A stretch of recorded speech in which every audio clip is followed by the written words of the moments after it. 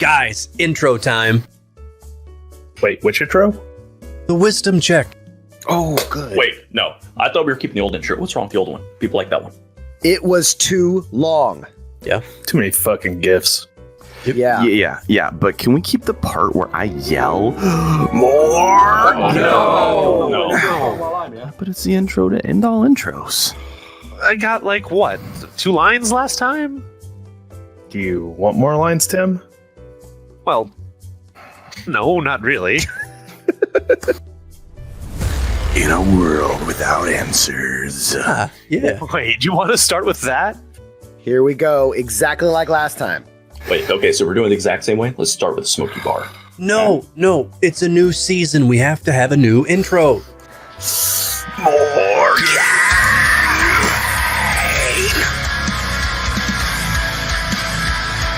Not sure why we thought this would go any differently.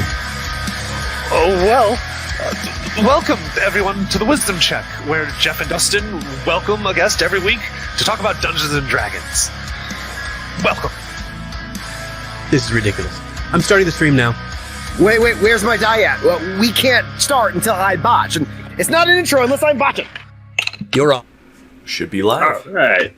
And I believe we are live. Welcome, everyone, to the Wisdom Check. I am Dustin, and somewhere on the screen, because I'm still seeing ads, there's a Jeff. Hey, y'all. How's it going? All right. And we are joined by two very special guests today. The first one, situated somewhere on the screen, because I still can't see it. Stupid ads. Quit being so long, ads. Oh, there we go. Yes. Immediately there next to subscribe to your own Jeff, channel. you will see Alexander, say hi to everybody.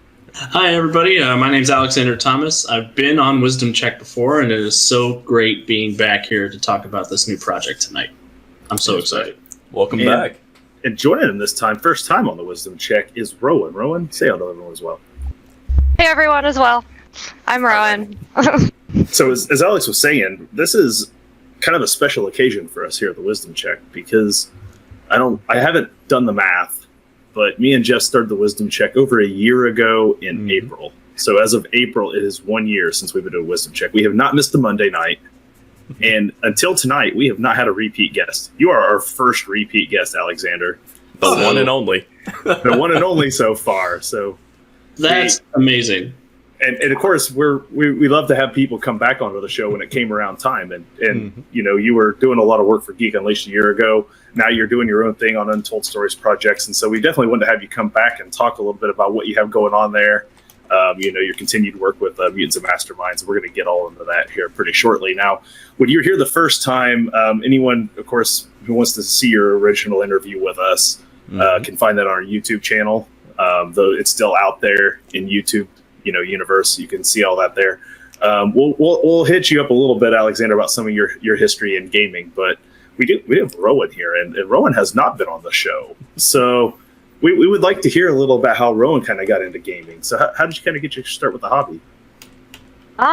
Well, I was always kind of interested in it as a kid and stuff, but I didn't really start playing anything until about last year or so, because I finally made enough friends like Alex that were playing games all the time, and they're like, hey, you should come play a game. I really think you'd like it. And then I never went, and then I went to one, and then I was on Twitch doing it, and then I think I have not been in a campaign of some sort since then, because I just instantly fell in love with playing games. And I, even before, so I got, I was on Strahd with Alex, and That's right, you were. Yeah. See, I thought you looked familiar, and I was like, I've seen her before. And you're right, you were one of the players on Strahd. I was, and that was my very first time ever playing a tabletop RPG.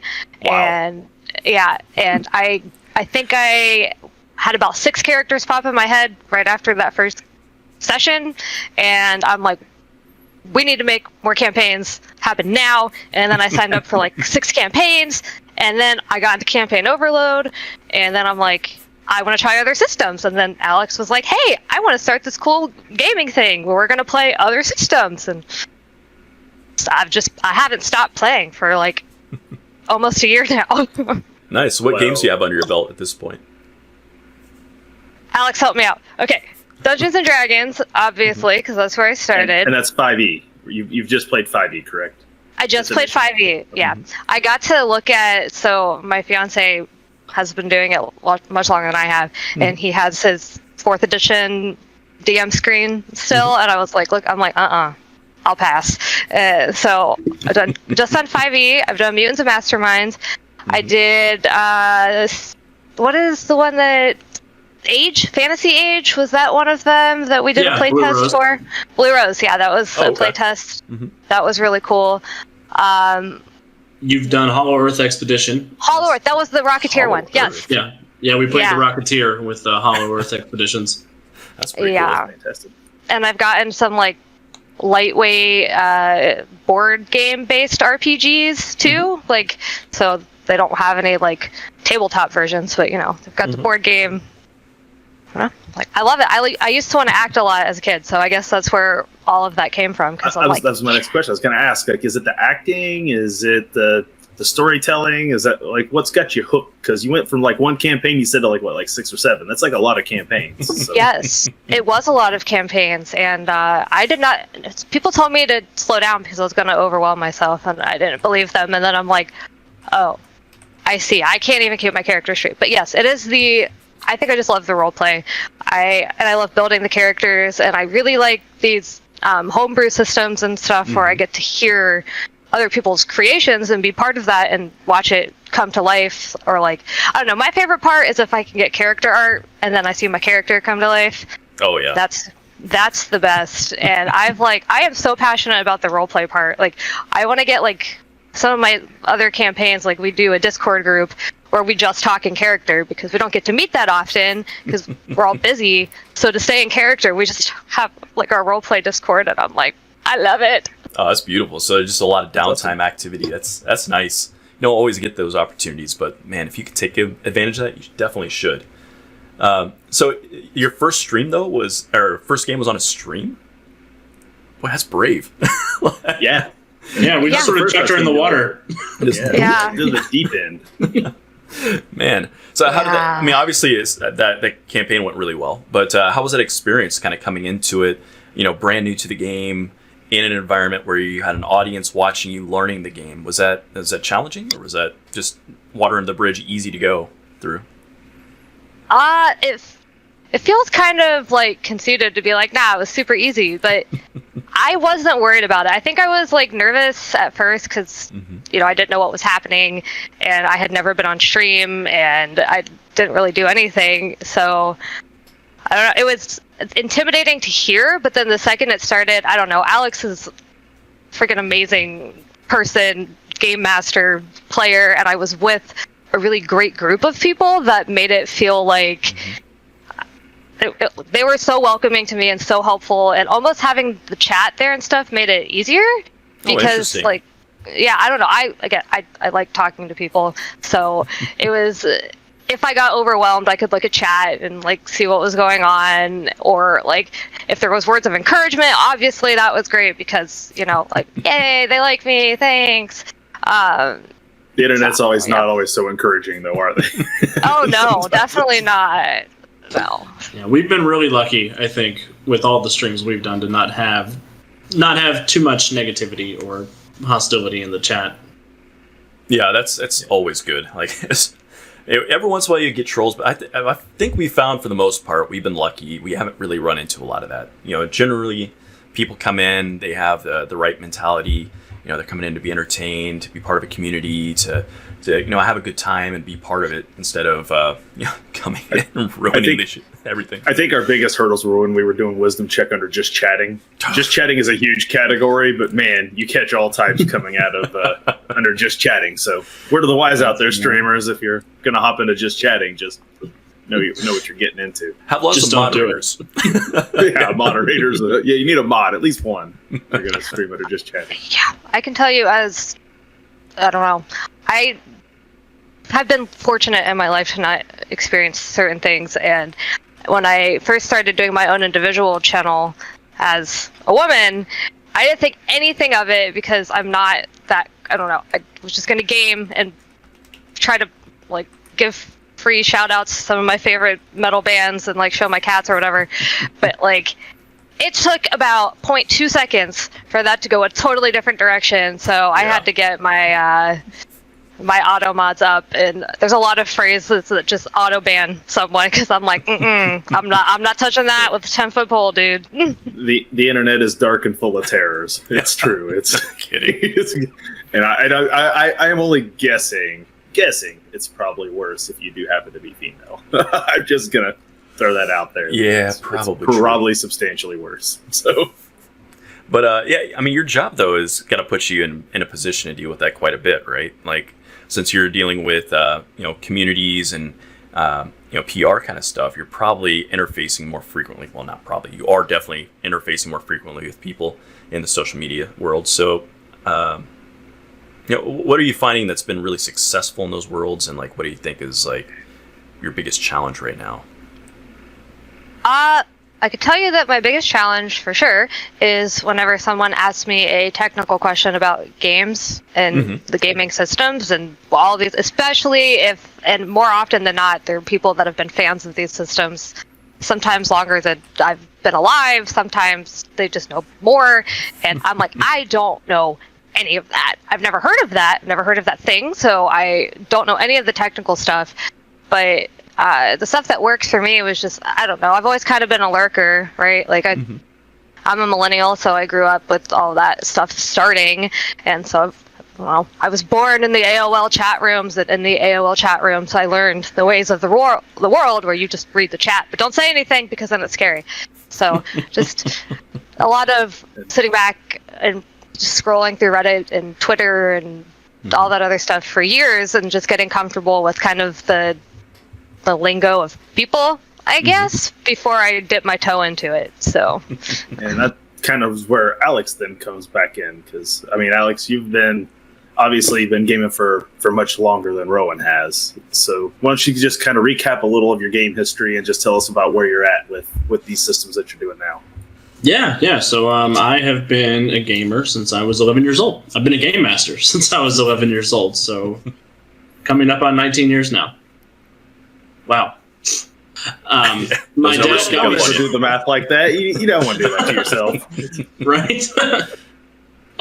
So yeah, my dad got me started with the 3rd edition box set.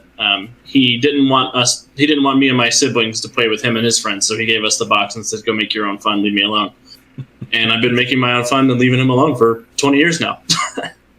I've been a big fan of D&D. I've been a big fan of Mutants and Masterminds in particular and other superhero role-playing games. I've done a lot of horror gaming.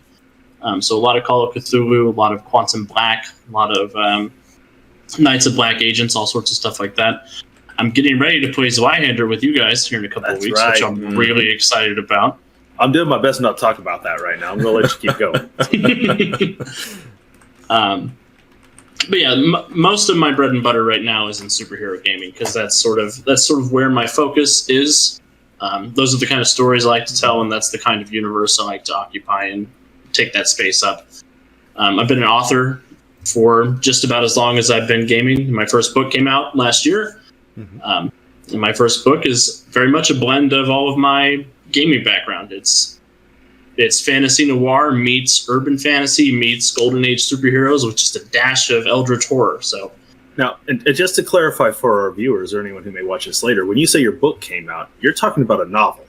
Yeah, my novel came out. This is a novel that came out. So what's the name of your novel and where can people find it? Yeah, it's called The Magician's Sin, and it is available anywhere books are sold. So Amazon, Kyanite Publishing is the name of the publisher I work with. They have it on their website, Barnes & Noble, Kobo even, not Kobe, all over the place. That's pretty awesome. Yeah, it's a interesting world getting out there and putting your words to paper or to screen, I guess at this point, and getting out in front of the audience. So like, what was the reception like with your content? It's been phenomenal. So the novel has done really well. We shot up to I think 10,000 out of 8 million books on Amazon in the last couple months ago, even when our ebook price dropped to $2.99. And the new project Rowan and I are doing, the Untold Stories Project, the game that I'm running on that channel, it takes place in the universe of the novels. So that's creating a whole bunch of supplementary material. Nice synergy there. Yeah. Yeah, it's creating a whole bunch of supplementary material, and that's been very well received by the audience too. I put together a trailer for the game, and it has over 6,000 views on YouTube right now. And our first episode was last Tuesday. We've got over 250 episodes or 250 views on YouTube as well. So that's pretty amazing for 1 week. Yeah, it's a reception quick. It's a reception I wasn't expecting, and it's been awesome. It's been a wild ride. That's awesome. That's crazy. That's amazing. Hey, thanks for the follow there, Tiny Stranger. Hey, much appreciated. Stranger. Welcome to the party. And thanks to some of our viewers here tonight. We got Robinix here. We got Mr. Guesswork. Vakaru is here with us today. So thank you guys for stopping. Animal G making an appearance. Well, One of our mods is here. Animal G. Yeah, we got a lot of new faces in here. That's awesome. And there's a link there, I believe, to the book, Magician Sin, Alexander Thomas, perfect. right there. For those of you in the chat, if you want to check out Alex's novel, that's where you can get it. Now, this novel, did you write it with the system Mutants and Masterminds in mind when you were writing it? Was it in your mind as you were doing this? It is, actually. So one thing that a lot of people compliment the work on is the action scenes I write, and that's mostly because I think of them in terms of game mechanics. So I'll break down, sometimes I'll write up stat blocks for the two characters and I'll actually make them fight each other just to see what happens. Other times I just think of it in mechanical terms, like, so my character's probably going to spend a hero point right now to avoid being knocked unconscious. How does that translate into prose? Yeah, I mean, it's an interesting translation issue because we've talked about this in the past in other episodes, and I think we even touched on it in our last episode together. But there's a difference between how things are played versus how they are scripted, for like a movie or a book or something. It's an interesting dynamic change there because, clearly a player, you want to have, novelty, what's happening. You need to have, what if this occurs, and there's uncertainty due to the die rolls and all that kind of stuff. Do you feel like that translates easily for you? I mean, it sounds like you got a good approach for it, but yeah, I think it does. Especially with the idea that when you're writing a book, one of the things that you always want to do for the characters is make things worse. It's better for the characters if they fail. They don't know it at the time. While you're putting it together, they don't know that they're going to come through it as a better character at the end of all that suffering.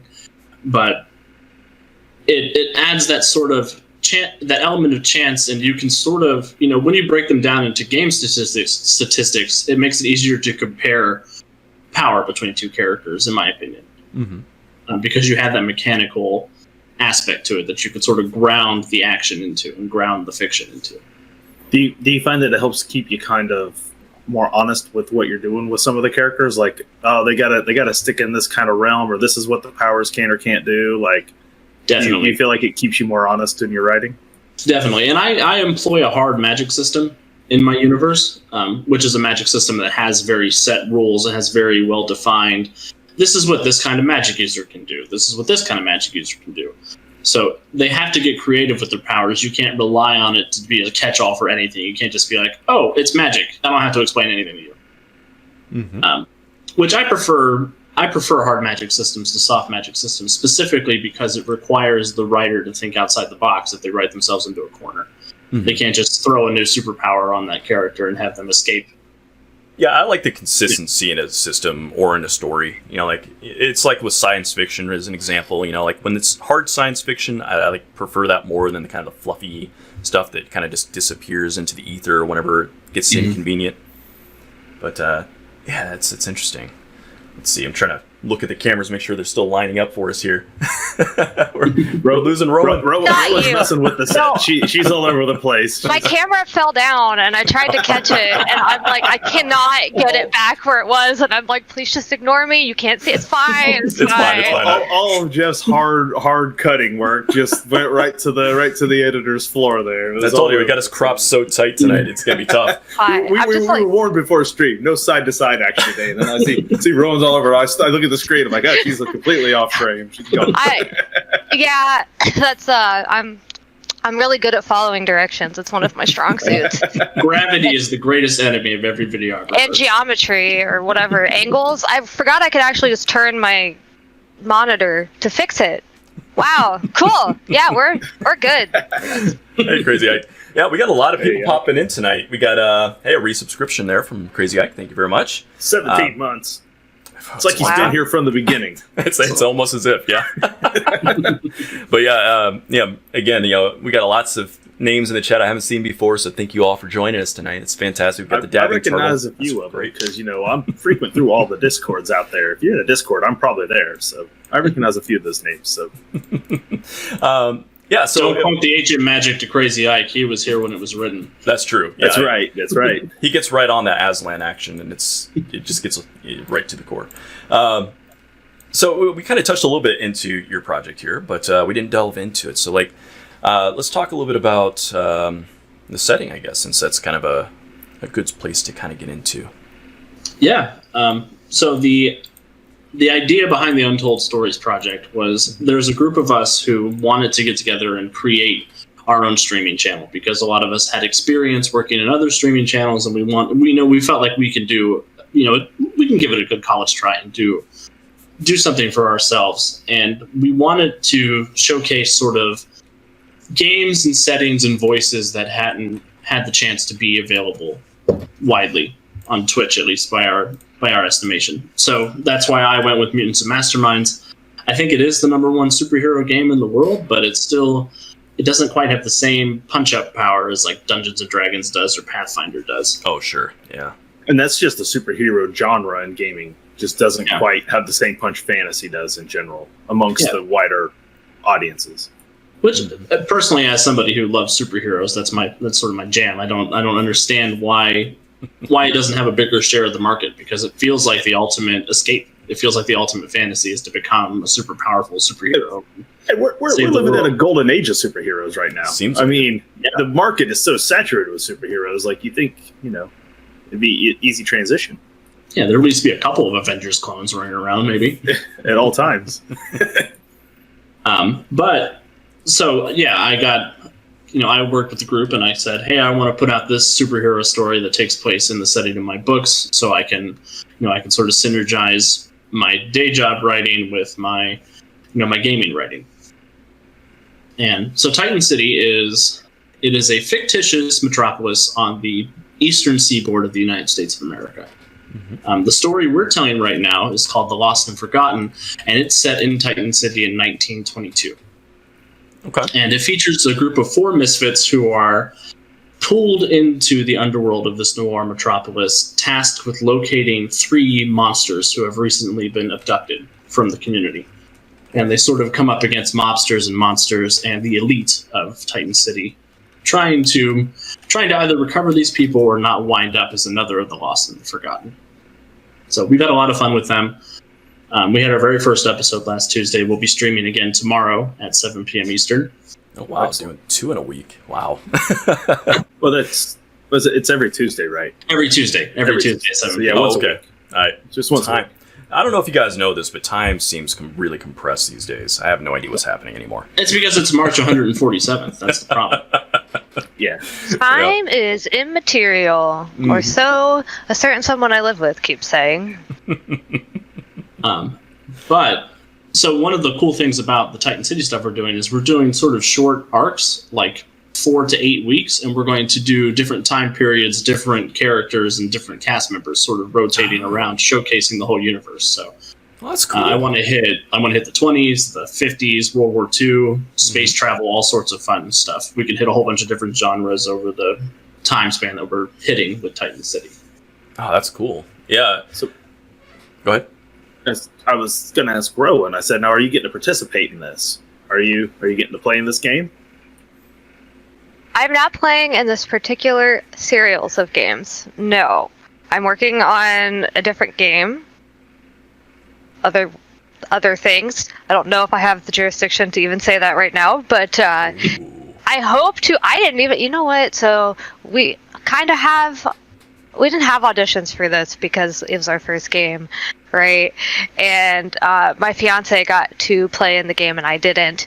And I'm certainly not upset at all or jealous or, didn't act like I had a chip on my shoulder because I played in Strahd with Alex. I would never do those things. I'm very supportive of everyone Very, in the very cast. and they're great. We didn't expect this to happen, but fights will start right now. Oh, yeah. Oh, wait. Rowan will get to play in Titan City, I will. just not yet. Well, they're short arcs, so at any point, arc to arc, you can have maybe the things can change over time. I'm sure. So. And maybe I'll kill your fiance, and you can take a spot. It'll be great. Hell yeah, do it. I I support. said that because he's in the chat. Can I tackle him if he dies in the middle of stream? Like, just run up and totally knock him out. Oh, also, I'm getting told I'm allowed to say that the one I'm currently working on that is taking... So the reason I totally let my fiance have that role was because I wanted to play in one of our other games that we're going to be featuring soon, TM, because I've not had that guy be my DM yet, and it was a horror game, or it's going to be a horror game. It's Werewolf of the Apocalypse, which yeah. I've School. not played. I love me some Werewolf. We went over the character sheets tonight, and we're learning how to use. I'm learning how to use and the layouts on that on Roll20 and stuff. Yeah. We're really excited about that, and I'm excited to be scared. I found out that our DM, our GM, whichever, is going to have control over our sheets and can change things while we're looking at them, and I thought I was losing my mind, but that's just the real life horror element that my GM can just change. I love Werewolf. It's one of my favorite games. I've always loved Werewolf. I've always been a vampire guy, but I'm also playing in the werewolf game. I've done both. I hear you. Vampire is the second for me. It's a close second. But. Yeah, Vampire is my number one in the World of Darkness games, but I am definitely digging with some Werewolf. Now that's resurging, and I'm a different person than I was as a kid. I think it aligns a little bit. Oh, Air Laser's with us, showing up, wanting to know what we're talking about tonight. Hi, Air Laser. This is Rowan, and this is Alex, and they're from Untold Projects, and they're here talking about their cool new project stream that they're doing, where they're playing all kinds of cool games. Welcome to the show, Air Laser. Yeah, good having you. So... But the werewolf game we're going to be doing, it's called Born of Rage, and it's set in New York in 2000XX, so present day-ish. And we will be a brand new. We will have just gone through our first transformation, and we're going to start with our rite of passage. It's going to be a lot of fun. That's fantastic. So Jonesy, our storyteller, is another alumni from Geek Unleashed who will be joining us. He was on Curse of Strahd as well. Oh, cool. He was the poor bard I turned into a rooster. That's right, you did. I will never know what happened to him, ever.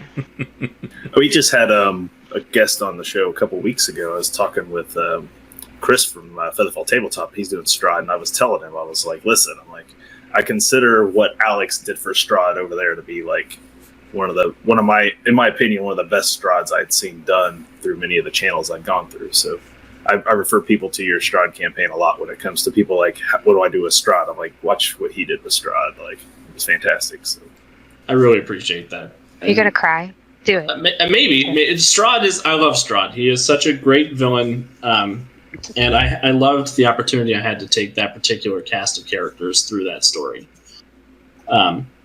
Hopefully we'll be able to finish the story arc at some point in the future. Mr. Guesswork wants me to cry. But only because he knows me in real life. That'll give us like extra bits, I think. Bits for crying, right? Like bits for crying. They're all dropping the baby thump cry in there, though. They all got the baby thump cry emotes going. I don't know about anyone else's Curse of Strahd streams because I really only saw ours, and I wasn't allowed to look up spoilers, so I don't really know how any of them went. I've consumed more Twitch streams than I care to mention, so I've seen a lot. So I'll just leave it at that. So, but I thought what he did was excellent. Like, so I could just give him a little shout out when I get a chance. Whenever people ask him, I was like, that's the one to beat currently as far as the ones I've seen. So yeah, Dustin's a hard critic, so that's a good high praise there. I appreciate that so much.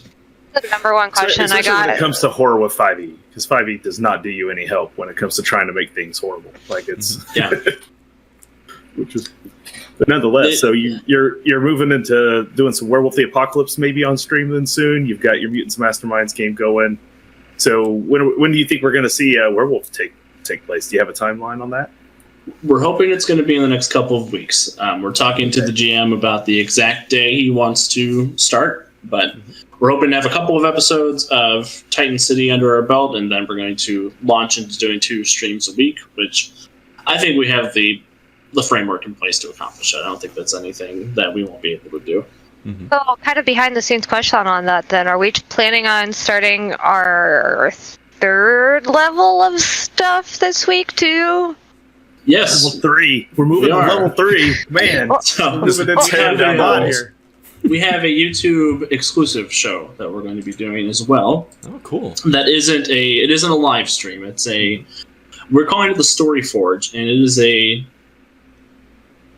one of our hosts is going to break down what it takes to create a character in a lot of different systems, and sort of just general advice when it comes to tackling character creation and being an excellent player in role-playing games. Nice.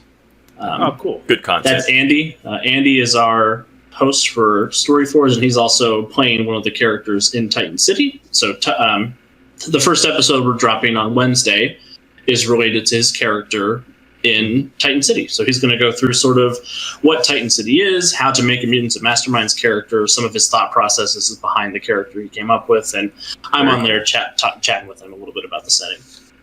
Oh, that's cool. Because, I mean, there is, obviously there are some elements that kind of are consistent across different systems, but I would imagine with a superhero game that there are unique aspects there that you want to highlight. Certain problems that come up with character design, certain concepts that tell a good story in that genre. It would be interesting to see what the unique take is on that. Yeah, and that is that's sort of the crux of a superhero character compared to, say, like a fantasy character or a horror character. Mm-hmm. Superhero characters usually show up fully formed, and they don't get a whole lot better. Right. But the mentality behind a superhero story isn't to get power, it isn't to acquire power, it's to sort of protect the status quo or to fight for justice and oppression, or against oppression. Mm-hmm. So there's a lot of it's not acquiring more power, it's how you apply that power and why you want the power. Those are the big questions that you need to ask yourself when you're creating a superhero character. So it's more about the personal arc at that point. Like the events and the actions you're going to take as a hero are pretty much defined roughly at the beginning with what you are. Am I a big rock guy? Cool, I'm going to smash things. But why you're doing that is the important part, is what you're emphasizing. Yeah, and superheroes, unlike fantasy characters, they're not as proactive, they're more reactive. So with a superhero situation, they're not going out to defeat the evil overlord, unless that's the kind of story you're telling. But generally, in a traditional superhero setting, there are supervillains who do bad things, and then the heroes go stop them. So really, you're waiting for bad things to happen. I would tell the story where the superheroes get together, they just go kick down a door, and there's a villain just hanging out, like, watching TV. And they're just there to beat him up. He's like, wait, we doing this today? Like, I haven't even done anything yet. I'm just sitting here. Like, just ordered some KFC. I don't know. It's weird. It's like Minority Report meets Rick and Morty. I'm here for it. There you go. I think with Storyforge, I think that was honestly, the whole concept behind Storyforge, I think, was such a driving factor of us all even getting together, because, again, I'm the newest gamer to all of that, but the people that are in our group are really passionate about games and always have been, and I think it's really cool, and I hope one day I too have that much knowledge, but there's a lot of reading, and I can't just sit down and read it in one day. But I can, but I won't remember it. But the core thing we want to do is bring some of the campaigns and the modules and stuff that don't get a lot of attention into the light, I guess, as much as we can. But with that came a whole I got to represent the newbie, and because it's gonna. There's a lot of newbies out there, and there's a lot of people. That's a big crowd of people, especially whenever you're working with less popular campaigns. We wanted to be able to not only show people how to play, but that they can play too. Anyone can play. So our Storyforge thing, and Andy, the guy running it is we're really excited. It's gonna, we hope that we get a fan base that grows with us on that, because that's a little bit out of our element since we started as live streamers, but we are very excited. Yeah, it's a tricky thing. I actually started with YouTube content, and it's definitely a different beast. Like, you have a different structure to the way the videos are laid out.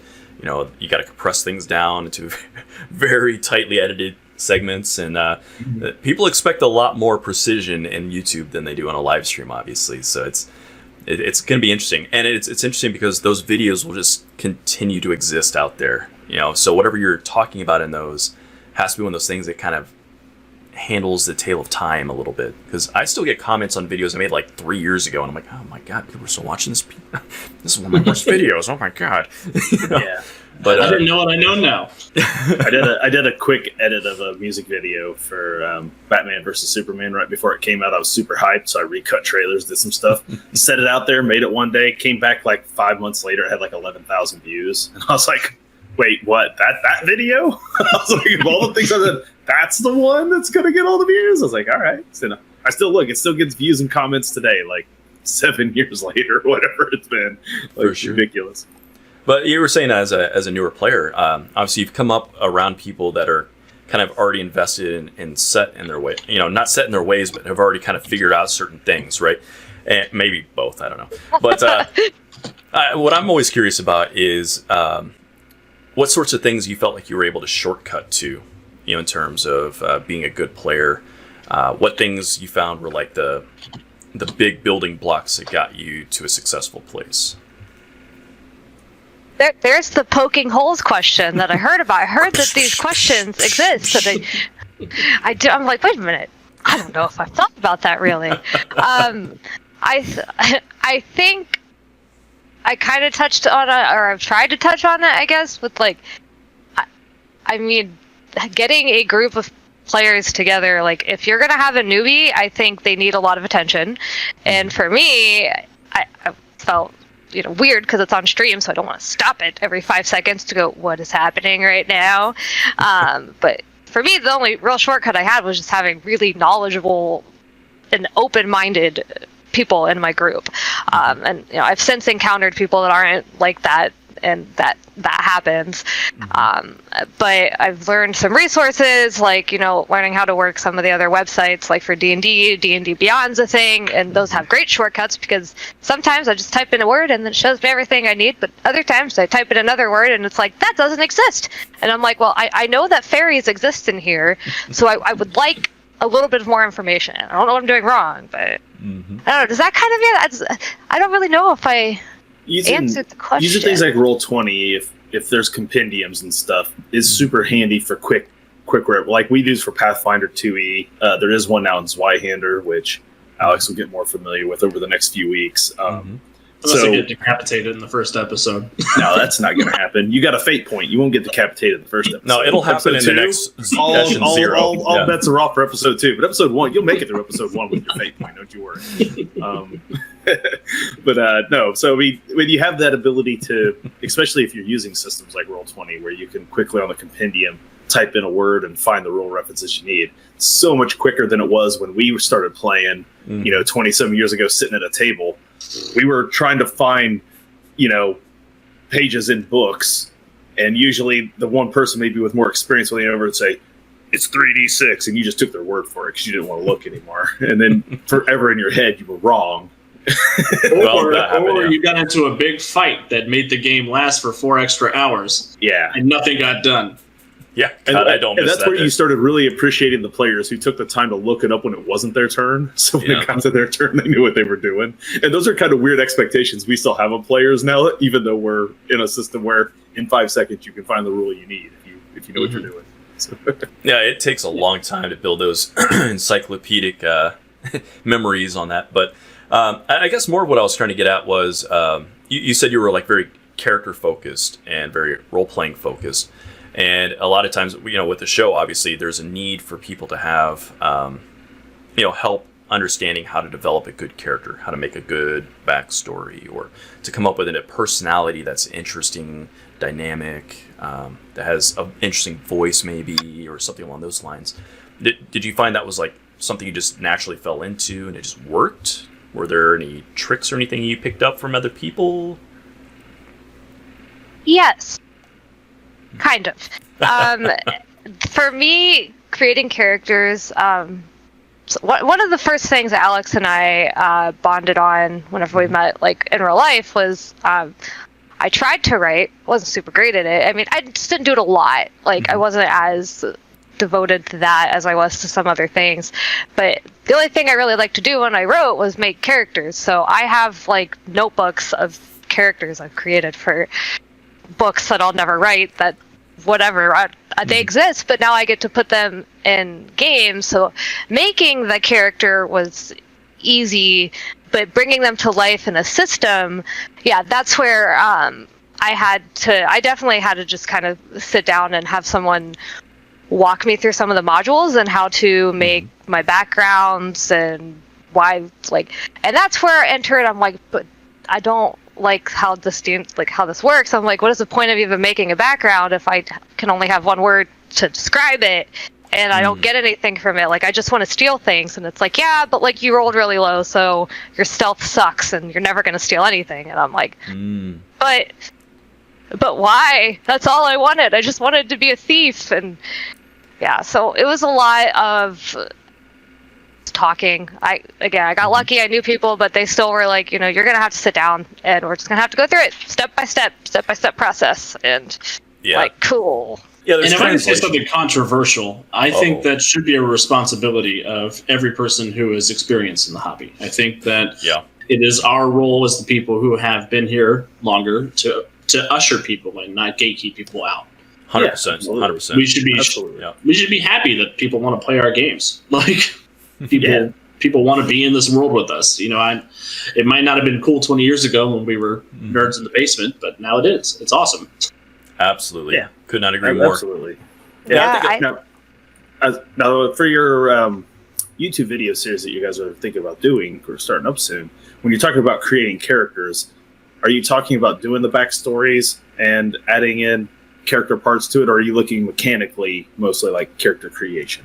It's going to vary from topic to topic, depending on Andy's comfort with the system and what we feel that system most needs addressed. The Mutants and Masterminds one we sort of combined the two. We made mechanical choices based on her backstory, based on the character's sort of, I'm making this decision because of this aspect of her background. Or my character is like this, so it makes sense that she's connected to people, so she has the connected advantage. Like, her job in Titan City is to basically be a handler for monsters who want to coexist for humans. So she's connected. She has information about monsters. She knows people. She knows how to get people to help her. So just sort of thinking about stuff like that. Yeah, and I think that's some of the trick too, is because there is a translation from concept into system, and it's not always obvious to people. Like, things could be named in a way that make you think that it works a certain way, and then it doesn't actually play that way at the table. Correct. So there's a lot of times, I think, as an experienced player, obviously you don't want to tell somebody what to play, and you don't want to tell them what to do when they're making a character. But I think there is a value in going out and saying, look, like, it sounds like you're trying to do blah, and I think you could pull that off by doing blah, Or if you're looking at a sheet and you're saying, like, well, the way you've written the sheet out, it's not going to be able to pull off what you're wanting to do. Maybe we need to tweak something here. I think that's really important, because you want people to have fun. You want them to be able to do the things that they're hoping to be able to do. And sometimes some of that, I think, also is understanding the scope of a character. Like, if you're a starting out character, you're not going to be, the end of a novel superhero character. Well, unless you're playing a superhero game, I guess. But, like, there are certain limitations mechanically that you need to kind of fit into to make sure that you are having a good experience. Yeah, I think it's a fair statement. I mean, you take something like what you guys went through as Zweihander. This is the most holistic person you're going to have as that character creation, because from here on out, the soul just gets chipped away from here on out. So this is the most whole your characters will ever be. So and I'm already missing a hand, so that's not good. Yeah, so you didn't make it through character creation without missing limbs. Like, I'm missing an eye. I mean, he's missing an eye, missing a hand. Like, you guys didn't even rolled your first combat roll. You're already maimed and scarred. Like, it's just going to get worse from here. So, like, it is interesting when you look at character creation styles. Like, a lot of these games really approach character creation so differently. So, when you think about how to wrap a character around that sheet after you have that sheet figured out, if you go that direction and don't go the other direction and say, here's my plan, how am I going to make that work on the sheet, which is what I've been doing for Pathfinder the last 2 days, is going the other direction. So, you can approach it both ways. So it'll be interesting to see how you guys decide to tackle that on your YouTube videos. Yeah, I think it's going to be a lot of fun. Andy is phenomenal at character creation. It's one of his greatest strong suits, which I don't know if he had a lot of bad groups and he had to make a lot of characters over the years, or if that's just the draw for him to RPGs, because everybody has a different draw to these kind of games. It's either creating characters, telling stories, world building. Some people just like the look of the war miniatures fighting their way across the battle mat, and they like thinking of it as like advanced warfighter. There's something for everybody here. Sure. Battle is the hardest thing for me to learn. That is a really hard thing, especially when I'm like, I want to be in character all the time. And I'm like, okay, but I don't. I do like the gameplay, like, because I like board games, actual board games from, this century, and going to game board conventions and stuff like that. But, like, it is so hard for me to change gears from I'm in roleplay mode to, all right, roll initiative, and then as much as I want to be my character, everything hinges on what I roll anyway, so I'm like, great. Like, I'm playing an assassin and a campaign with one of my friends right now, and I love that character, love her to death, and I wanted to be a secret assassin. However, on the first game, all I did was keep rolling crits. And I'm like, well, that's awesome, but I'm like, how do I hide that I'm like, because I'm jazzed, but like, I don't know how to hide that right now. So like, but that's not it. The hard part is just learning the different rules and like what my roles do. And I'm like, I've got a lot of systems to learn. That's like, it seems like werewolf is going to not be too terrible. And I know that our GM is listening. I'll bring this back to me. I can spoil what werewolf's going to be like for you if you want, but I'll just let you experience it yourself. But it's got its complexities. It does. That's a truism for games, though. Anytime you play a different system, there's going to be that kind of learning curve of trying to figure out how to translate what you want to do into what is doable in the system. And really, though, a lot of times it's just going to be you as a player, you say, I want to try to do blah. And whoever's running the game is going to tell you, okay, well, if you're going to try to do that, this is probably how you got to do it mechanically. I'll tell you this, and I think this is something you'll enjoy with Werewolf. And I haven't had a chance to play Mutants and Masterminds yet. I haven't gotten into a campaign of that. But I can tell you, at least for Werewolf, and what you'll find with Zweihander when we start playing it too, Alex, is those games are more narrative focused. So there's far less transition from role play time to action time. D&D, for better or for worse, becomes very grid oriented, and it's a lot of grid. The World of Darkness games and Zweihander and a lot of those in general are set with a theater of the mind sort of concept built into them. You can use maps for them; they work, but they're not built with that in mind like D&D is. So maybe that'll help you a little bit, Rowan, when you're in your role play and you're in that game. When you switch those gears, you'll find you're not switching gears. You're just taking time to roll a few dice and then continue to describe what's going on. And so I think maybe you'll actually enjoy that. I think that I found that I think you're going to be absolutely right, because, the systems that I've dabbled in have just been with play tests. So I haven't really got to play too much, and they're mostly pre-gen characters, so I didn't really get to create a character in that world, which is fine because that's a whole nother mechanic. But I definitely felt that with the playtest we did for Mutants and Masterminds, because I was like, this is really cool. I'm really digging the system, because I'm like, I get to actually be the character. I'm like, I didn't read my backstory as much as I should have. One, because I'm like, I've read the book. I know her backstory. I'm good. And two, because I didn't think it, like in D&D, like as much as I love my backstory, it's never really mattered when I'm in combat. It doesn't make a difference at all. Yeah. So there's ways you could do that too. Yeah. But Alex, would you like to maybe go off of that a bit and tell us with Mutants and Masterminds, like how narrative driven is like your combat sequences in Mutants and Masterminds? Yeah, definitely. So one of the great things about Mutants and Masterminds from a narrative combat perspective is Mutants Mastermind spends a lot less time telling people what they can't do and a lot more time telling people what they can do, or giving the players options to make what they can't do possible. And one thing that we've been doing with the Titan City game specifically because we want to provide podcast versions of the streams. I've been enforcing a describe your action. Tell me what you're doing in character to describe this scene. Either describe this comic book panel, describe this moment of action in the movie, however you want to do it. Mm-hmm. But Mutants and Masterminds, you have a whole list of powers that you can do, and if there is an application of your powers that you can't do, you could spend a hero point and have access to that application of your power. So say I'm Batman hanging off of a helicopter, and Robin has a shark biting him. I can spend a hero point and say, I've got bat shark repellent in the helicopter upstairs. Or, I want to use my super strength to clap my hands together to create a shockwave.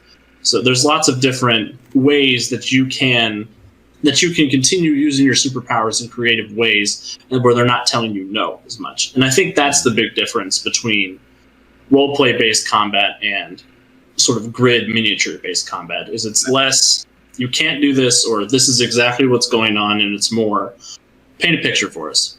Show us that narrative. I think there's a couple things that go into that, because I think with a system that is slow, in combat, like if you go into a fight and it's going to take you 2 hours to get through just a fight, if everyone is just taking their turn and going, people tend not to do the flourishes. They don't do the descriptions. They don't do combat speaking. They're trying not to make it take any longer than the 2 hours. Which is weird, because when you play it, you realize if they were doing those things, it doesn't feel like 2 hours. Right. Or you wouldn't care that a combat's breaking out to begin with. Yeah. Whereas I think some of these games, like the World of Darkness games, one of the things I really like about those is that combat is so deadly and so fast as a result that there isn't a time where you feel bogged down and like, I'm going to be fine for at least 6 times I get hit. And so it doesn't really matter what happens this turn. I might kind of does, but it doesn't really matter. I could kind of eat some chips. There's a lot of combat rounds with no drama. Yeah. Is what you're getting to. Exactly.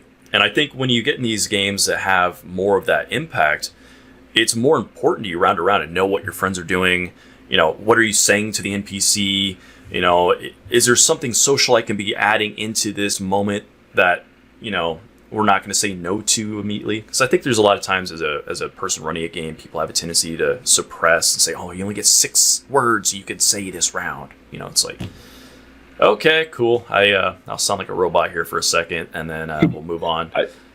For better or for worse, every time I take a power or a feat or an ability that I'm going to use in combat, anytime on any of my characters, I always figure how I'm going to roleplay that when the time comes. And a perfect example, my Druid Bowron in my 5e game, I don't remember what it's called now, but I took a feat that gives me basically the fighter battle mastery, and I get to pick like a special maneuver. So I took one where Bowron basically lets someone else take an attack action instead of him. So what I decided is because my guy's kind of a drunk, he just drinks his bottle and tells someone else to hit him instead. So that's what he does. A little bit of role play for that action is he usually takes out his bottle of rum, takes a giant swig, and then curses because that's how Bowron is. He's like, okay, hit him, Kodo, and just tells someone else to hit him instead. So you can take abilities when you have them. You can just build that kind of RP into it, almost in the same way that Final Fantasy characters always do the same thing when they walk up there to do their attack. Like, it's kind of the same thing I do with my characters to a degree, but you can build it in. Yeah. No, that's awesome. I think it's more important on a stream as well, because you're not just playing a game around a table with friends, you're also performing for an audience. And so I think there's kind of an expectation almost that you make these scenes interesting. Because, it might be fun to a person playing to do the X's and O's, but from an audience, unless there's drama there, it's not interesting. people tune out. So, I don't know. Or you can have a petty DM who knocks you out in every single fight you get into, and then you don't have to worry about if the fight's going to be dramatic or not. Not speaking from personal experience at all. Grumble, grumble, grumble. Yosemite Sam rant. Well, I know one thing that's kind of counter to that is that I know when we used to play in person a lot, we weren't doing a lot of banter because the other people at the table were a lot of times just catching up, hanging out. Yeah, they're grabbing taquitos to eat or something to drink. Like, they're not even necessarily paying attention. So you're over there role playing to nobody if no one's paying attention because they're looking up stats in a book or, tweenside scenes, So there was a lot of that, I think, historically, that those were skills that we didn't work on in those time periods because we were busy hanging out, just being friends, right? When it wasn't our turn. Well, now that we're on stream, we can't do that as much. So now we're focusing on what are we doing in between these little actions and what else can we do to make them have more punch. Yeah, and that's just discussing what you want to get out of the game with the people that you're playing with to make sure that you're in the right group. I mean, everybody comes to role-playing games for a different reason. If it is just a social activity, I think everybody should say that at least out loud once, so everybody knows sort of, hey, I don't have to take this as seriously as a group who is here specifically to have like this role-playing epic saga or storytelling that they want to do with each other. Yeah, it is important to find a group that is hitting the types of gameplay that you want to play in. And I think we've talked about this in the past, that it's kind of hard if you're, like, especially when we were starting the hobby and you only knew 5 people who played, to be picky. You know, like, nowadays, obviously with the internet, we can access lots of people, and there's like, who knows how many people out there gaming at this point. You're going to be able to find a group that works for you in your time zone and has the right equipment to play online or whatever.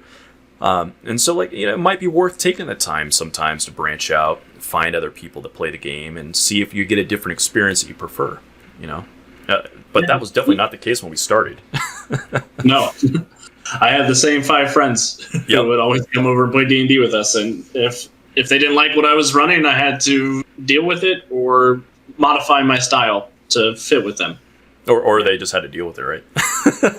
You want to do something different? You run the game. I'm sort of a people pleaser, so it was never what I wanted. It was always what everybody else wanted. Now, low key though, there were always character concepts you had in your head, and you always saved them for specific DMs because you knew some games were going to go longer than others, and you knew these were like the really good thought out concepts, and you were like, no, I'm saving this one for when one of those games come around again because I'm not wasting on a game that goes 3 sessions and is done. Yeah.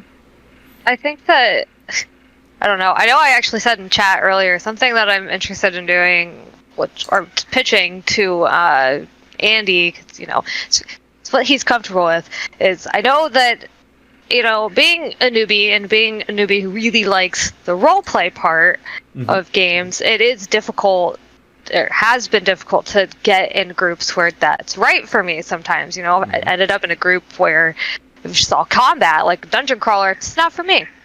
Tried to make it for me. It's not for me because it's just all combat. I don't feel like I get to know my character.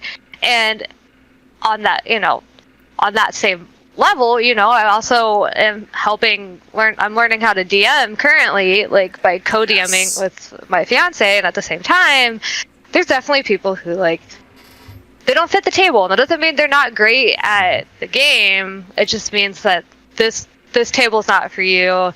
And that's just, I've realized there's a whole etiquette thing there. Feels like that should be a class somewhere where I don't know if you guys can hear my cat crying, but she really wants to be held but doesn't want to get up. But Twitch kittens are always welcome on stream, so if you need to she's just she can't decide what she wants. She's being a cat. Yeah, she just likes to cry.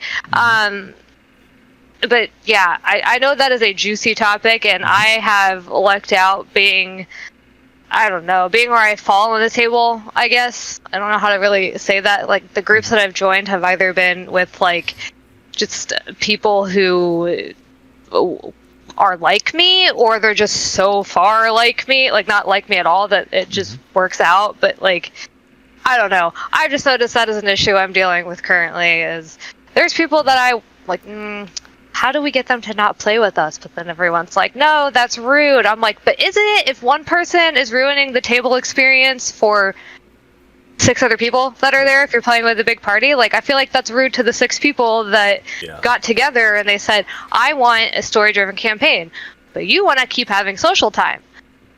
Yeah, it's a really difficult topic. I would be happy to get into it if everyone else is on board with that. Not saying we have the answers, but for us, we've been gaming primarily with the same group of friends for a long time, and so we're friends first and we're gamers second, right? So that creates a different situation than, say, I'm joining a gaming group for the hobby itself. I think in that second case, there's a lot more room to say, okay, this table isn't for me, or hey, this person got added into the table and they aren't a good fit. Okay, well, I know other gamers who are better fit for you. Maybe you try those guys. One of the things we talk about a lot, Dustin and I, and a lot of our guests, is we talk about the social contract at the table. There's kind of always this unspoken social contract that we're all here for X reason. Here are the things we're willing to put up with. Here's the things we're not willing to put up with. And what are you bringing to the table, and what are you doing to detract from the table? We have a certain set of expectations, and where are we fitting in that? I think, to go off of what Jeff was saying, I think in a lot of situations where you end up with someone who is drastically different than the rest of the table, unless that group formed organically over a long period of time, I think it's probably because there wasn't not enough of a session zero sit-down discussion before the game started. Mm-hmm. And I think that's where you solve a lot of problems before they ever start that way. If everyone sits down and we're all like, we are all here to play some Yahtzee, and someone's like, whoa, I thought this was a Monopoly table. You don't have that many problems. A few rounds in, we're like, how come we ain't playing the game I thought we were playing? So like you can solve a lot of that, I think, up front with a session zero.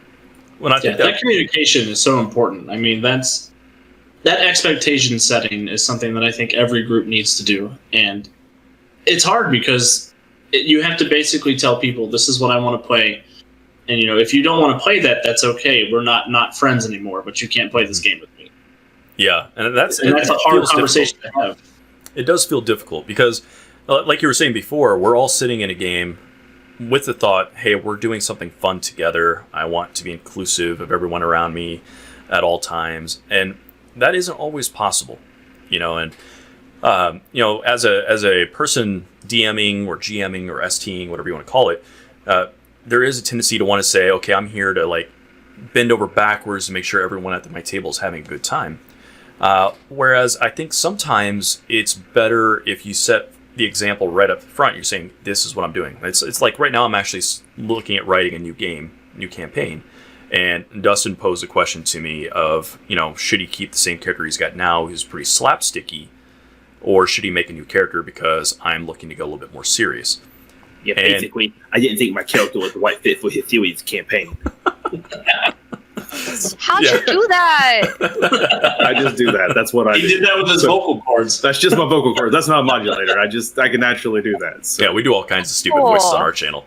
I am still learning how to do voices. That is the whole thing. Regardless, I've been doing this Mike Tyson character for entire module, and Jeff wanted to do something more serious, and I'm like, basically, I think I'm out of the game, Jeff. I don't think I can do this any further. Dustin was like, every DM has a plan until they get punched in the face. That's right. Exactly right. And so, I really appreciated that, Dustin came to me and said, okay, here's what I'm thinking, and, where do you want to be? And my initial instinct on that was to say, well, what do you want to do? What's going to make you happy? Instead of saying, well, Dustin's the type of player that I know he's going to adapt to the game and have a great time. And it's sometimes it's really hard as a people pleaser, which I think a lot of people that are in the gaming community are by nature. It's hard to kind of break that and realize that sometimes people want to just have something, set up for them and say, like, here's what I'm looking for, and here's the experience I have, and I can take it or leave it. So I think it is a lot set up to it.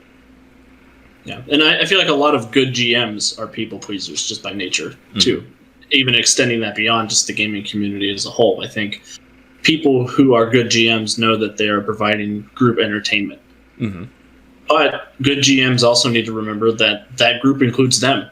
They have this story that they want to tell. They have this type of story they want to tell. Mm-hmm. It's not my way or the highway, but it is, have some consideration for yourself and make up, have that expectation set and have that conversation with the players. Yeah. Because if they know what you're expecting, more than likely, if they're not dicks, they'll work with you. Mm-hmm. And I think most players, and I'm saying most, I think most players have a tendency to usually recognize when they're in a situation that's not working for them. Mm-hmm. Like, I think most know, they don't know what to do with it after that situation. Yeah. Mm-hmm. So, I think as a GM, like, if you just have a conversation with them, like, sometimes people are just looking for an out. Yeah, that's true. And the other thing just to comment back off of is being a GM sometimes is a lot like being a parent.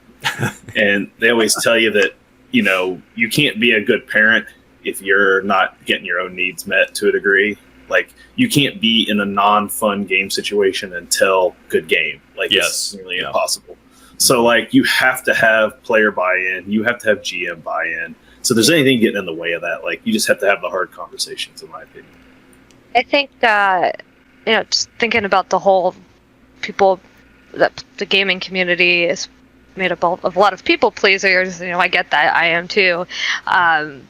But I said something back, like, I don't know, a little bit after my, like, third or fourth session of Strahd that I'm like, I didn't grow up with, like, a really dedicated group of friends or anything like that, and I was kind of, like, bouncing between friend groups and stuff, and certainly had my own problems and whatnot, but, like, I remember looking, and I don't remember if I said it to Alex or if I said it to a friend or whatever, I'm just like, I just can't imagine how much different my life would have been had I been able to play this as a kid when I wanted to.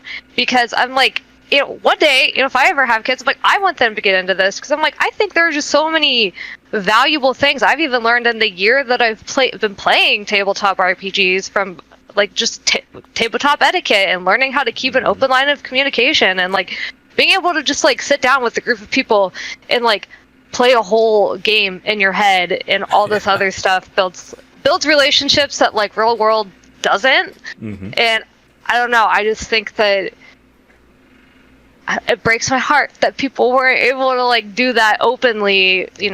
People were more closed-minded even just a couple years ago, but I'm like, man, it's changed me, and I'm an adult. Like, I just can't. That's like, another spoiler alert, we're trying to look at doing some sort of like kid show, and get like education on like how to get kids to play and have some kids play in a game. Because I'm like, man, I would have died if I would have had someone when I was 10, 12, whatever, 13 show me how to play a game. Like, I had no idea.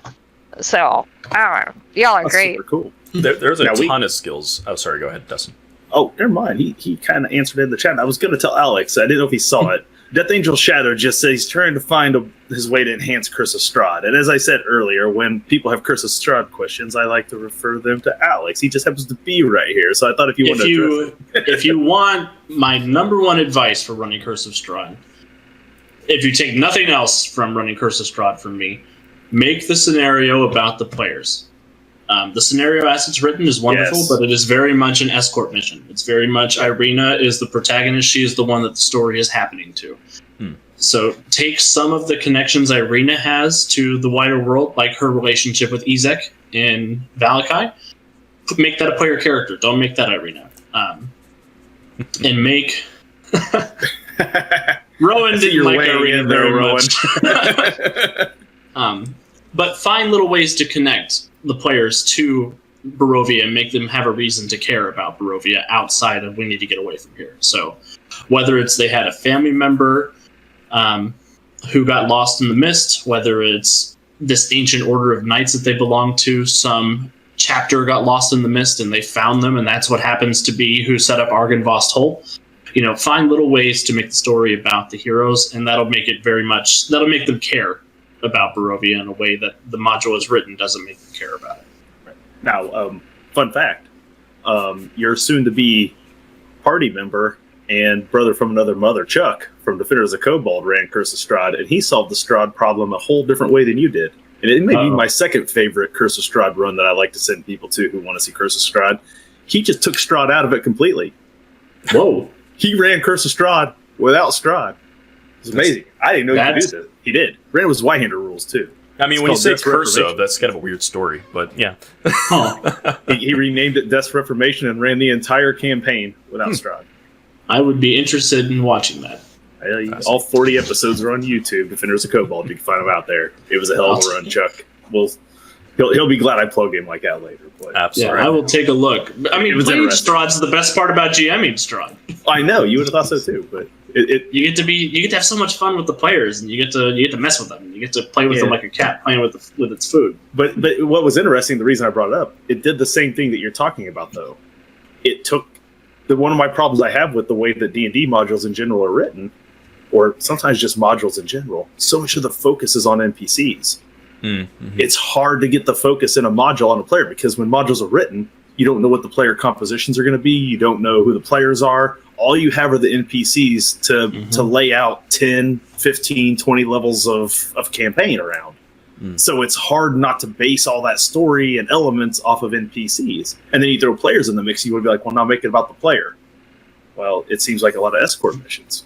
And I think that is one thing that could definitely be improved in module writing just as a whole, is leaving little threads for the GM to work with, being like, if you have this kind of character, consider this connection to the world for them. It doesn't have to be, have a human fighter or whatever, but if you have like a martial character, give them this option that might be a connection. When you're working with the characters while they're creating their backstories, you should have some idea of the world that you can present to them, so they can help do that world building with you. Mm-hmm. It's a great way to make the players do part of your job. Yeah, it is the hardest part for me as I'm writing Terra and Treefell for Zweihander. I'm writing this module for the game that takes place before the one you guys are taking part in.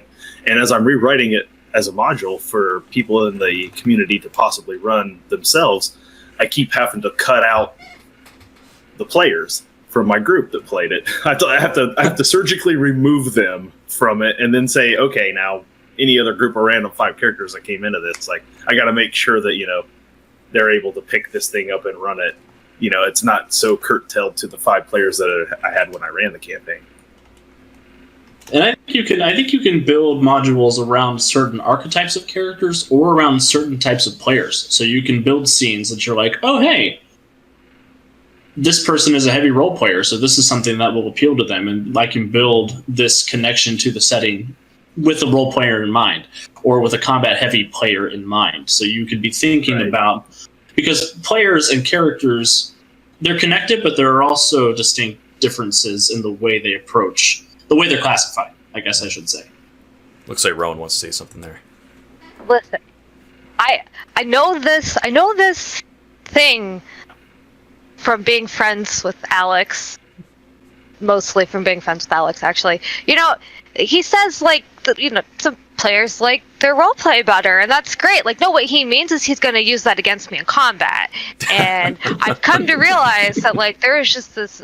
I'm very open about what I like at the table, and Alex said, heck you with everything, and that's fine. But it's made me very scared to share certain things with other GMs, because I never know which part of that's going to come back to haunt me. So I tried to give someone else, like, no backstory, and you know what? I got even more knives. That's what, I don't know. My fiance calls them knives instead of threads. He said, you gotta be willing to hand the knife with which you get stabbed to your GM for the sake of the story. Absolutely, I 100% agree with that, because at the end of the day, the more information you give out to the person running the game of what you want, the better experience you're going to have, and that includes the sorts of ways that you should lose if you're going to lose.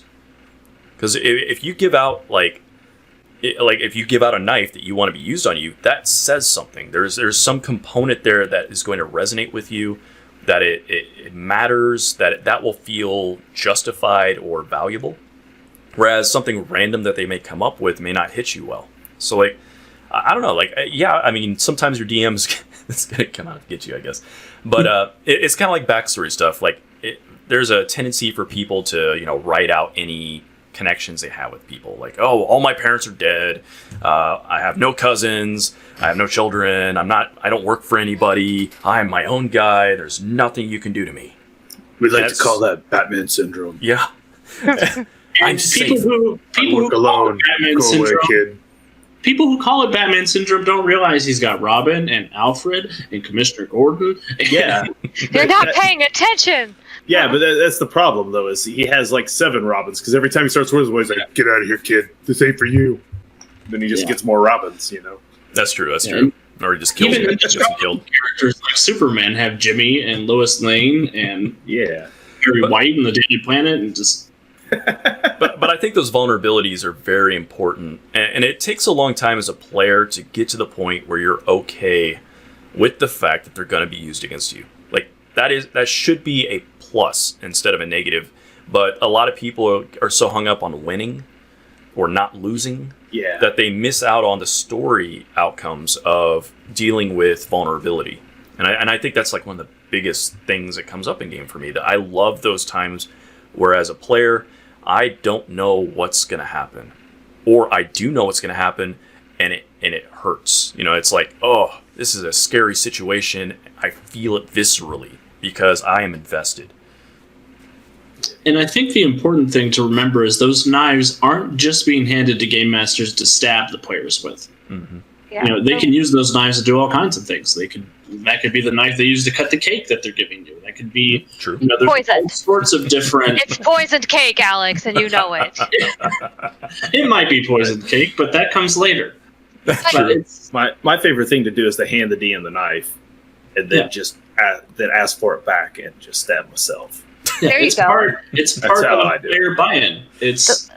You care enough about the character and about the world that you're willing to give the DM stuff that they can work with to tell a story with you instead of at you. I think that's the conversation you have with the player is, you know, if you work with me on this world building, on this backstory for your character, you know, I might stab you in the back and kill your parents or whatever, but you know, you might also have this great role-playing scene with your parents where you get to sort of explain, hey, I am this way because I am this way.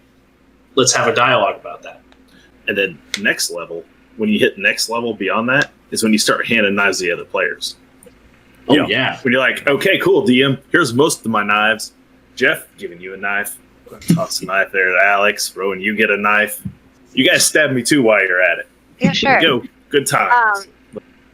The way it was phrased to me with, like, whenever knife theory was first explained to me was, you know, people are very concerned about metagaming, which I didn't know was really a thing. But my question was, you know, isn't that... I feel like the way I phrased it in my mind, all right, kid, is I feel like you have to be willing to do some amount of... I feel like, you know, you have to at least say, okay, I'm here to play the game, and I'm like, all right, that's, you know, I guess to me, then like that's a little bit of metagaming, but you have to be willing to like... That's just acknowledging that you're in the game. Like, I'm in the game. I'm willing to accept that, like, I don't know. It's an interesting thing the way I've had to explain it to my adult self, how this works, because I'm like trying to psychology map all of it through my head, and I'm like afraid of metagaming because every time I said something, someone was like, you can't do that, that might be metagaming, and I'm like, I don't understand the whole, like, in order for me to even stay with the party, I feel like I have to metagame because I'm like, technically my character doesn't give two shits about you guys. Like, I just want to go find my sister. Like, I've never seen you. I have no reason to believe that you're going to help me. Like, I'm just going to go. But then I go, oh, you know, I got to stay here because that's the whole purpose of the game, which is fine. But I'm like, I don't understand where the line is between, I mean, I kind of do, but... Well, it's an advanced topic because this is something that comes up. Like, when new players are new, they metagame without realizing what they're doing in a negative way. So it's like, I as a player figure something out so my character figured it out. Or I can look at the table, I can see how the map is laid out, so I know there's an exit behind this door that I should be able to see. And that sort of stuff is bad. Like, you don't want that kind of stuff because it's like cheating, essentially, you know? Like, or I know what the bad guy can do, so I know not to use my special ability, even though there's no reason my character should know that. But then as you kind of develop as a player, I think over time you learn that there are, in fact, reasons why you should metagame and actively metagame. And like you were describing, to stay with a group, to tie yourself into a story, to bite on a hook that the DM is trying to lay out there, even though you may not be interested in it. Because it's a collaborative game, and there has to be some give and take, or it doesn't work.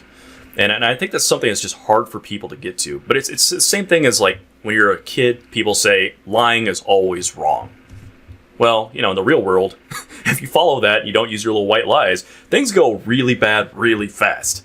And so it takes an advanced adult mind to learn where those boundaries are, and it takes experience. And it's just a matter of going through and playing a lot and seeing what works and what doesn't, in particular for the group of people you're playing with. You know? There's some interesting chat conversation going on here. Man. Wow.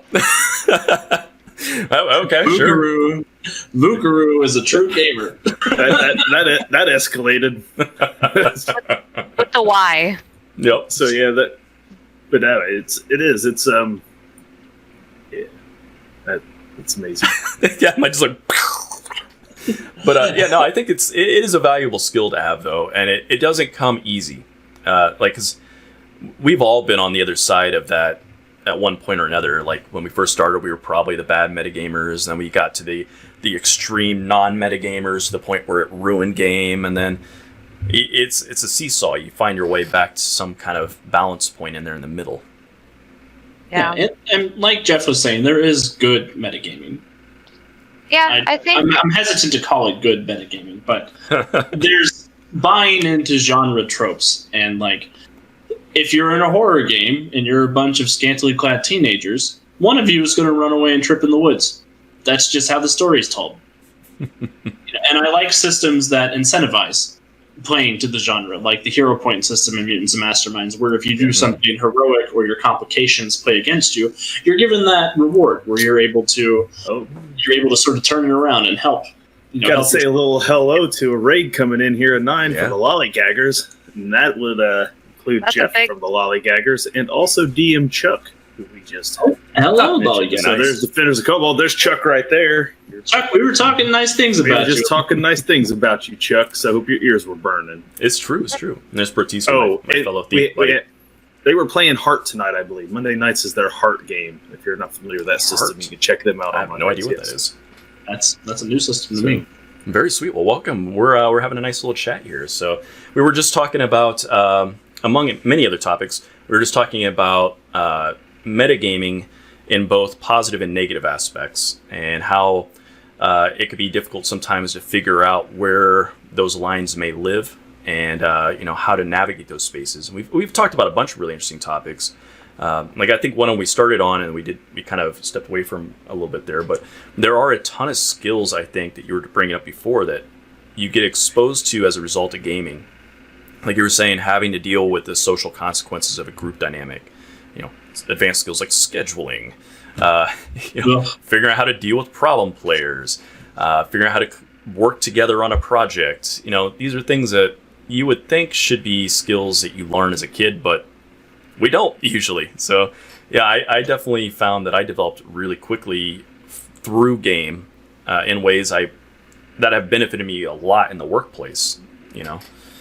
One thing I learned is if I never build my strength score, I'll never get tasked with carrying all the stuff. That's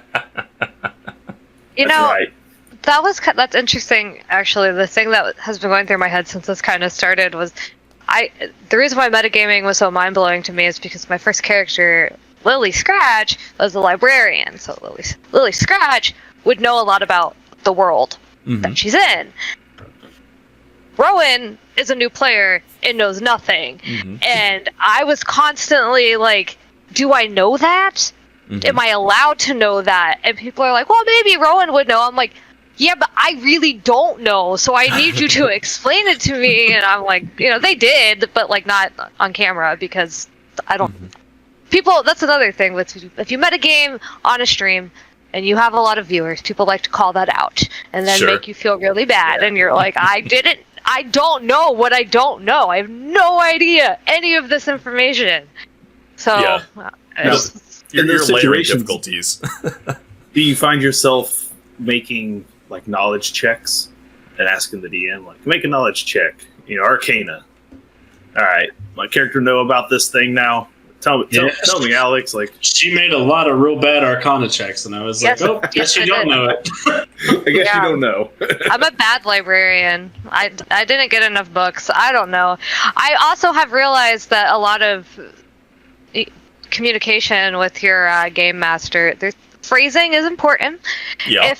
If I don't just say, "Do I know this?" and I instead phrase it as, could I do like a check of like a specific check, like a history check, like a stealth check, instead of letting them decide for me, because then I don't get to pick which stats I'm good at.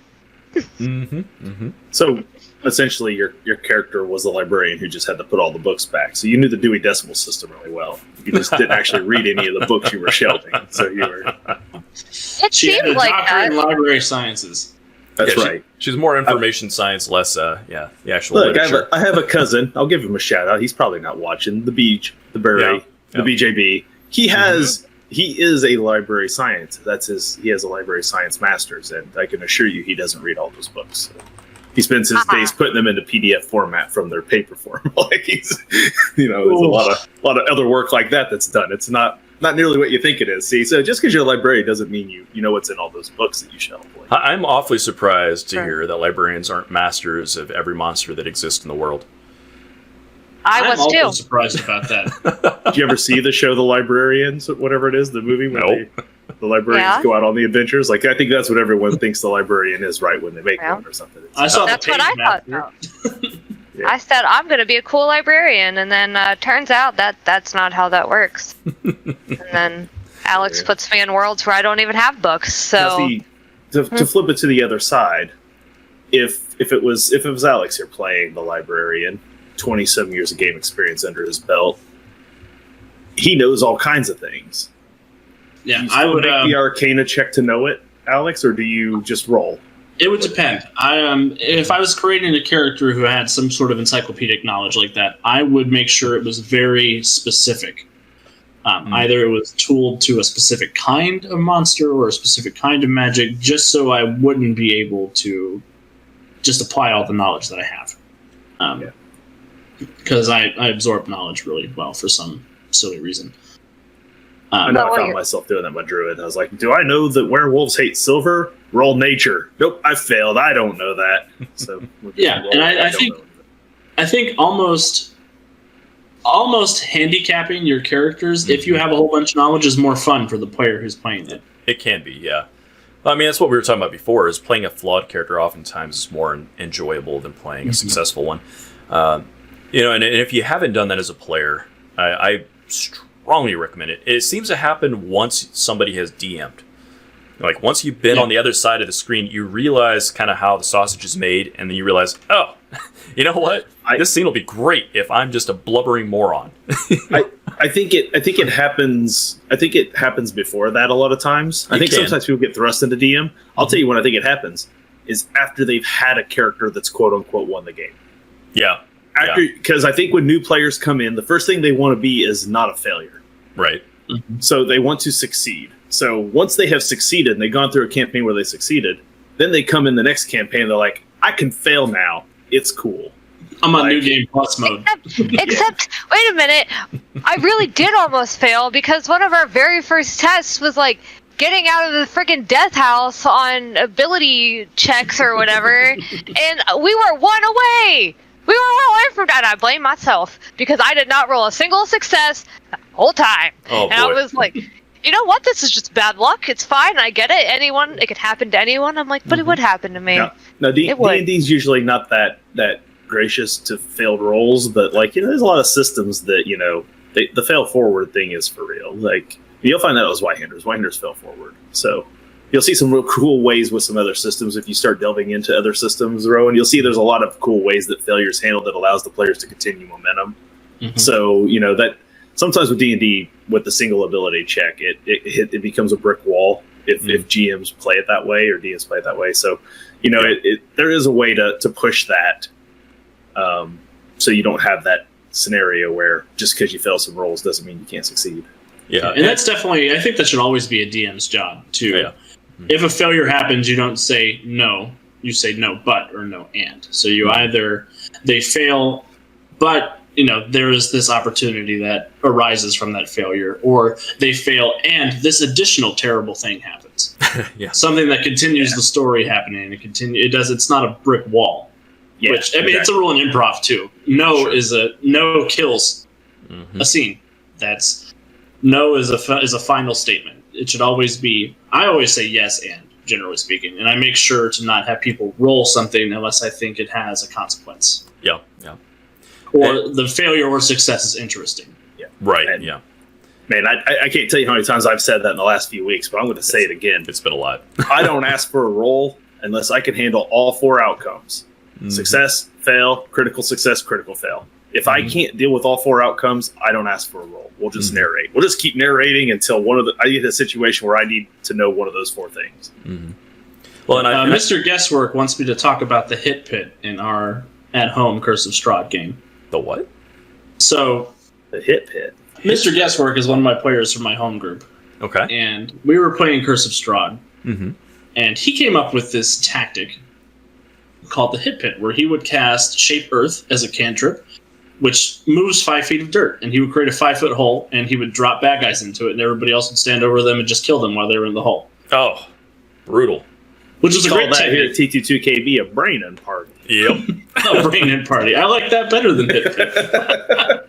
Or the boot scoop boogie. Yeah. Oh, yeah, that too. Yeah, so I wound up having to move a lot of our encounters to places that had stone floors instead of dirt floors. So everywhere in Barovia got a foundation overnight, mysteriously.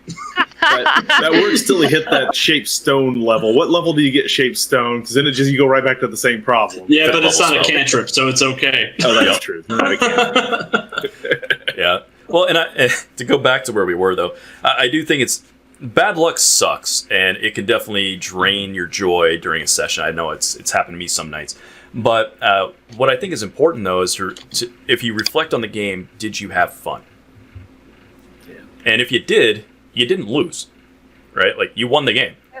But it takes people a while to understand that, I think. Because, most people, when they come to role-playing games, they haven't played role-playing games before, so, every game they've ever encountered has been about winning and losing. And you come into it that mentality, now when I roll bad, I'm losing, and it feels bad. And it takes a long time to break that. Yeah, One of the absolute best moments I ever had at a table was a moment of almost failure in a superhero game at Origins a couple years ago. I was running a scenario called Suicide Squad, Here Comes the Squad, and the Suicide Squad had to protect the Beatles during their first tour of the USSR. Okay. That's fantastic. And then lizard people came up from under the ground and dragged the Beatles off to Scartaris, which is the center dinosaur land of the DC universe. Everybody but Ringo, because they needed the best musicians in the world. And so they went down into the pit with Ringo and Rick Flag, their handler. And because it was the 60s, Rick Flag had a detonator for their bomb collars that would only blow up all of them. He couldn't blow up one person, he could only blow up everybody.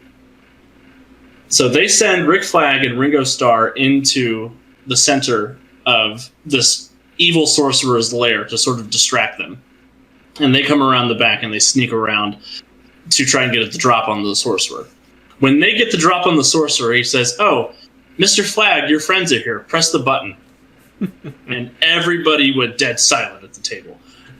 They're like, "He could do that? He could kill all of us right now?" He didn't wind up killing everybody. They successfully got the detonator away from him, but it was just, you could feel a pin drop at the table when that happened. It was awesome. That's awesome. It's brutal. Yeah, I love Ringo, but the lizard people did not like Octopus's Garden. That made me think, though, about the win and lose thing. Before I started Curse of Strahd, I had a friend run a one-shot for me, and I played board games, every week with this guy and that group of friends, and he wins games a lot, board games. He's very good at board games. But when he ran the one-shot, he was it was really weird to hear him say, no, winning doesn't matter here. That's not how this works. I don't know. I just got lucky that hearing it from someone that had the ability to make that stick with me. Oh, that's great. Said it. Yeah, because otherwise I would have... Because I had a problem with that with the little one-shot we did. I was like, did I win? Did I do it? I don't get it. I killed the thing. Did I win? It's no, you didn't. No one won. Unless you had fun, then I guess you all won. But yeah, I think that, Lady Gaga taught me a long time ago that if it doesn't make me happy, then it's not right. And I kept that with me through most of my life, but especially with tabletop games. Even in the short few months that I've really been playing the games, I've had to back out of campaigns because they're not fun, and I'm that feels better to me because I wasn't having fun and that was draining. And being in a bad tabletop environment is I just find it very draining. I'm sure a lot of people do, but Yeah, well, I mean, it's a relationship, right? Like, you're sitting Yeah. in a group relationship. There's a lot of dynamics there, like, we keep using that word, but it's true. Like, the social contract is important. There's a lot of, like, figuring out what each person at the table needs to be having a good time. It's important to be paying attention to what each player is doing, make sure they're having a good time. You know, if it means you need to change what you're doing slightly to make sure that people are having a good time, that's an important thing, an important skill to develop. And yeah, it's big. Now, do you think that that it stuck with you more because that player happened to be the one that always wins, or do you think that was just like it didn't matter one way or another who it was? I think it definitely made a difference that it was the person who told me that, because I should preface this with he doesn't seem competitive. Like, he's not like this person that just oozes competitive nature all the time, but he's like the kind of person that is quietly calculating everything always, and it just happens to win. So I know that as a person, for him, winning is important. I mean, I think that, again, he'll have fun either way, but I think that he just likes to win in games, and there's nothing wrong with that. But like, to hear him say, like, it doesn't matter if you win, like, you just have to have fun. Like, I was like, whoa, Harlan, that's deep for you. Sorry, his name's Harlan, but there's a lot of us out there, and I'm in this boat. That once I know a game, I don't care if it's a tabletop role-playing game, a board game, a computer game. The moment I know it is officially PvP, the switch just flips in my head, and I become no holds barred. He's the most ruthless. Yeah, I am the most ruthless SOB you will meet in a board game that you have probably ever met. My friends won't play with me; they won't do it. So, are you saying I'm not your friend? Like, come on, man. Very few people will play board games with me. We're out. Wait. I've had similar experiences. Wait, Like, I don't like it to be a PvP environment, but if it is a PvP environment, I'm going to win. That's right. The moment it becomes PvP, I will win. So, Like, it's not up to me. I didn't set this table, but I'm going to make it. I'm gonna that's right. Yeah, I hear you. I'm right there with you. I think Larp did that to us. You know, live action vampire definitely turned us into horrible people. Hackmaster turned me into a horrible person. Hackmaster will do it too. Yep. There's some game systems out there that is just, that's what it is, you know. And that's the thing about World of Darkness, and that's one thing I do like about Werewolf. Werewolf's a great entry World of Darkness game for those getting into World of Darkness because it's not vampire. Vampire in its nature is, if you aren't backstabbing your coterie, you're just not playing vampire right. So you gotta work your way to vampire where you're at that level of comfort with the other people you're playing with, because you're probably trying to get everyone else killed. Yeah, I think you need like safe words to play vampire. You know, you'd have that like session 0 plus safe word designation for vampire. Yeah. Werewolf is still usually camaraderie. We don't like each other, but the rest of the world is way worse. So at least we got that going for us. Like, at least we're not vampires. So are you saying that in vampires there is more dynamic, like social dynamics to it? Yes. It is politics. It's all Machiavellian politics. Like, it's all stab your buddy sort of stuff. Yeah. Oh, see, that intrigues me, though, like, only because, I mean, my favorite type of board game is like the social deduction sort of stuff. Yeah. So that intrigues me. I don't know if I don't know if I could do it in a tabletop game, but interesting. It takes the right group of players. Yeah, you gotta have the right group of players around you. Like we were talking about. It runs a little differently. Like, you get into most games, like probably even with the superhero games, you know, that you guys are running, you're talking about usually like Justice Leaguing it up, right? It's usually a group that goes out to do X task. You know, fantasy games, D&D, you're a group that goes out to do X task. Vampire gets a little different. World of Darkness games get a little different. Werewolf is still the most in that same wheelhouse. You're still a pack. You're literally called a pack. You're a pack running around fighting the worm. You're still very much in that boat. Vampire's a little different. It's like, these are my friends. These are the people who are the most useful to me, so I don't kill them. There it is. And everyone else around me is less useful and might die. And the moment one of these guys becomes not as useful as they are today, they might be on the chopping board next. If it gets me ahead in the world, that might just happen. And that's just vampire. So it's Yeah, with werewolf, there seems to be a little bit more, like, there aren't clear-cut good guys and bad guys, but there are more clear-cut good guys and bad guys in werewolf. Mm-hmm. So it's a little more clear what you're doing. Whereas with vampire, the setup is you're a bad guy, you just may not realize it yet. You know? You're certainly not if you're the a good really guy. scary vampire, you have realized it and you've owned that shit. Yep. Well, most vampire characters, I don't care how scary you think you are at character creation. Mm-hmm. If you're not scarier by the time you're done, you didn't play vampire. Yeah. Mm-hmm. Like, the point of vampire is to ride the downward spiral to becoming a monster and then gloriously stick the landing at the bottom. Like, that is the point of vampire. Like, you don't walk out of vampire a hero. You walk out of vampire looking to create another character because that one just ran its course. Like, you don't. Mm-hmm. There's no riding off into the sunset with vampire. You run out of vampire being a legend. Yeah, it's a fascinating game. Like, the World of Darkness approach in general, I think, is interesting. And if you're a role-playing centric player, like you described earlier, I think World of Darkness is probably one of the best places to go. If you have a group that can handle it and run it appropriately without going into like edgelordy nonsense, then it could be really good. And it's a little of a tightrope walk. Holy, but Jesus. Q times. Well, hey, rate of 107 viewers. What? Hey, Q times. Yeah, thank you. I didn't know that 107 viewers was a thing that could happen. It does. Wow. And it did, so. Hi. This is not the first time that Q Times has rated us. We always thank them when they do come and bring a ton of people too. So welcome everyone here to the show. Thanks. For those of you who are new here to GT2KB, which could be a lot of you, every Monday night here at 10 p.m. Central Time, we do a 2-hour conversation with guests every week called the Wisdom Check. That's what you're watching. It's a TTRPG talk show. That's why we're all here. So welcome. Thank you all for coming by.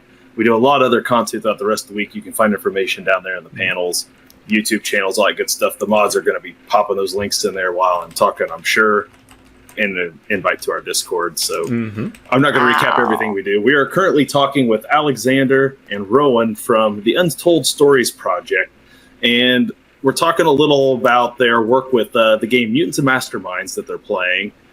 We had kind of gotten off of the trail a little bit. We're talking more generalized game stuff. Talk a little bit about metagaming, some other things going on like that. So welcome here to the show again. Pick it back up kind of where we were leaving off there. We actually talked a little about vampires and World of Darkness because they're getting into some werewolves. So we were kind of discussing the... not mistaken, they play a little vampire on their channel. I think they do. They Star Trek is on right before us over on Q Times. I'd gone back and watched a few other episodes. I took my glasses off right before they rated because your headphones do that thing where they're like squeeze them in. Squeeze. Well, Galaxian 5. If you love Mutants and Masterminds, Alex is one of the writers for for Mutants and Masterminds. So, Alex, why don't you tell them a little about what you're doing with the Untold Stories Project again? With all we have a Mutants and Masterminds live stream that is every Tuesday at 7 p.m. It takes place in the Titan City universe, which is the universe of my novel series. It's kind of a noir metropolis meets urban fantasy meets golden age superheroes set in 1922. The heroes are 4 misfits who have been brought together by this enigmatic benefactor, and they're trying to track down 3 missing monsters in the city before they wind up as one of the lost and forgotten. So we're having a whole lot of fun with that. We had a big trailer this week. I'll go ahead and pop a link for that, too. Yeah, please do. Absolutely. And if it doesn't go through, send it through the Discord. Yeah, put it in the Discord there, and we can link it for you if you can't. Awesome. Can't remember how we have it set up. Yeah, I never know how Yeah, it goes. There it is. There's But if you love Paul Dini, you love Bruce Timm, you love H.P. Lovecraft, I think you'll really enjoy Titan City. I enjoy Titan City, and I've never played Mutants and Masterminds outside of your playtest, so, That's a pretty good one. That helps. Yeah. So what is it you're enjoying the most out of it? Me? Mm-hmm. Putting you on the spot here. Oh. Well, I've only watched it like 3 times this week and secretly try to listen in on everything I'm not supposed to listen on. but gosh, it's weird because I enjoy both the story and the combat in this one a lot because it's weird, but I am really enjoying just the noir feel to it overall. I am enjoying the super underground superheroes doing their just all of that. All the backgrounds that are going into it is what I enjoy. Also, like I think I already formed a ship, and I will spread the ship for the world to hear. Andy, one of our players, who's going to be this guy doing Storyforge, is playing a female character who I may or may not have a very large crush on, and there were hints that she may or may not have been in a relationship with a vampire, and that's my favorite part because I formed a ship, and yeah, that's pretty cool. And I think with the backgrounds tied in, I think something that is really enjoyable about it is we do have a diverse cast playing a diverse amount of roles. Like that's it's like an all male cast technically, but like they're also not playing all males or all the same races and that kind of stuff. And I think that Alex just does such a great job at making all of that work, and I just love it all. Overdrive and Centuria from Heroes Incorporated was a really good ship. I was all aboard that ship train. Don't tell Kevin. I'm a fangirl at heart. I shipped my own character, Lily, with someone in my own game. Like, even though I'm like, this is weird, I know this person. Like, my inner weeb just comes out strong. Anytime there's a chance for a ship, I am all aboard. Get on. We're taking sail. We have to spread the news. It's time. I need my trumpets. Let's go. Most of my characters just wreck ships. That's true. Every time he rolls a sailing check, he fails. Literal ships for the most part. No diplomacy rolls necessary on that one. That is pretty cool, though. Where's the fan art? Good question, Mr. Guessword. Oh, that looks like a face of I have some sitting on the desk over here. Let me bring it out. Oh, no. I have a friend that does any artwork I want her to do. I just recently started making her accept my monetary payments because she's starting to do them for streams or wants to do them for streams. Oh, good for you. But I may or may not have already talked to her about this ship, and she's like, oh boy.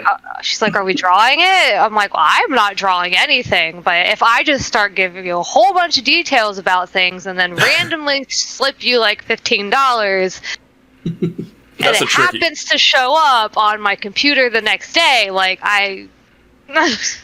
you basically gotta like stuff the money in their wallet without them seeing it with artists. They want to just take the money. Yeah.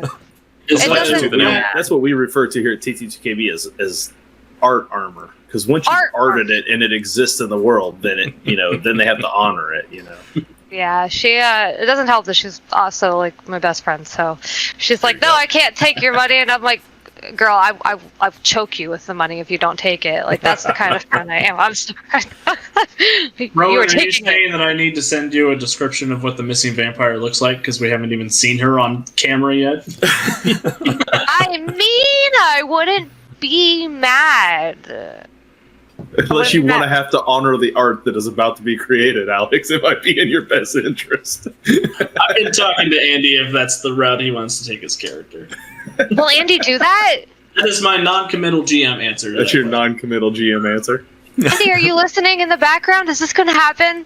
I don't know. I don't know if I can shut up during stream because I have to my fiance sits, he's like right next to me, and I'm running the stream, so I'm like trying to be quiet, which is hard for me. Just get screaming into a pillow, Oh yeah, if they had, oh man, I would have to like army crawl out of here so his camera didn't pick me up and go downstairs and do a dance or something. That's awesome. That's hilarious. Well, Jeff, I looked down here and we are at the 10-minute mark. So yeah, we did get there. Our time here tonight is up. So what I'd like to do is give both Rowan and Alex a little time here just to talk again about what they got going on, where they can be found. Drop some links in there for that. A million links. Yeah, drop all your links in there and tell us where the people can find you.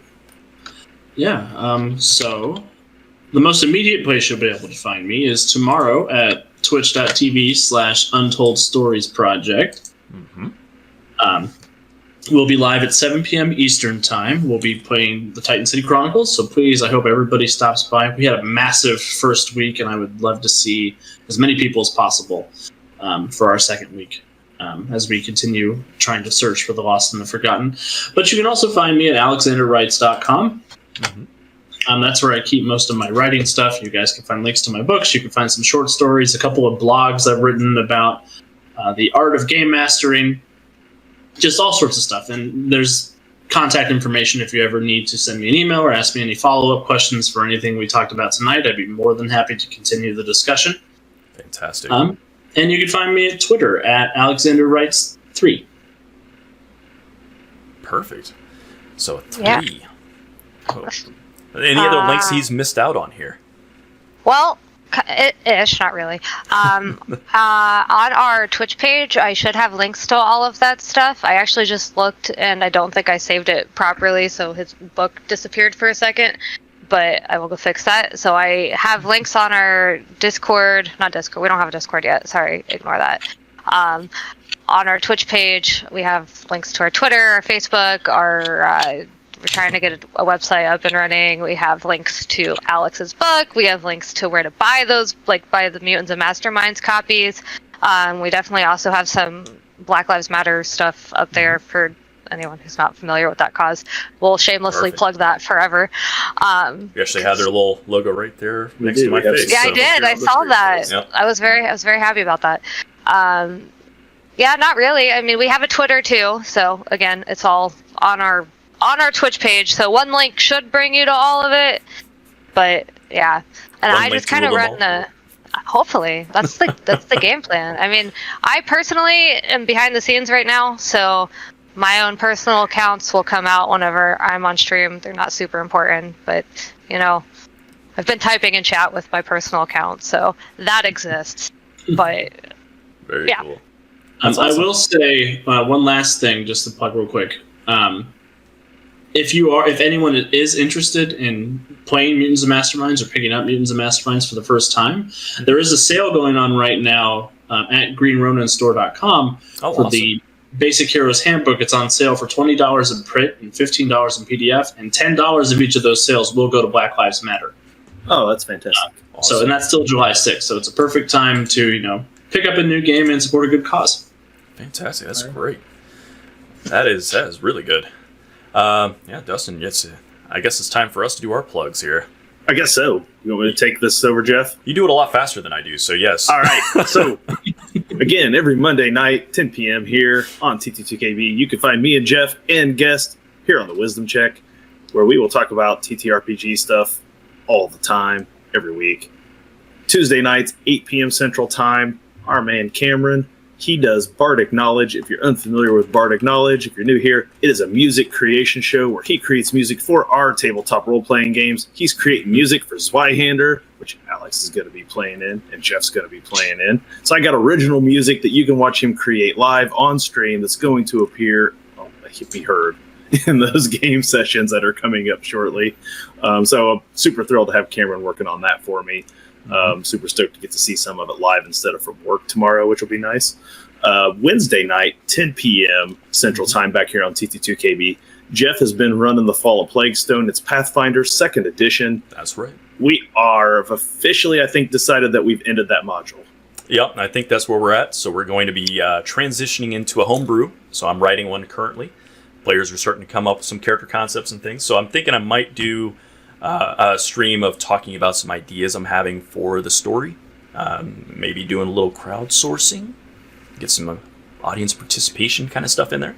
So we'll see how that plays. Fantastic. So tune in Wednesday night for Jeff. Maybe I'll be there. Maybe Levi will be there. Maybe, who knows who I'll be there. But we'll be talking some Pathfinder as we're transitioning from this module into homebrew.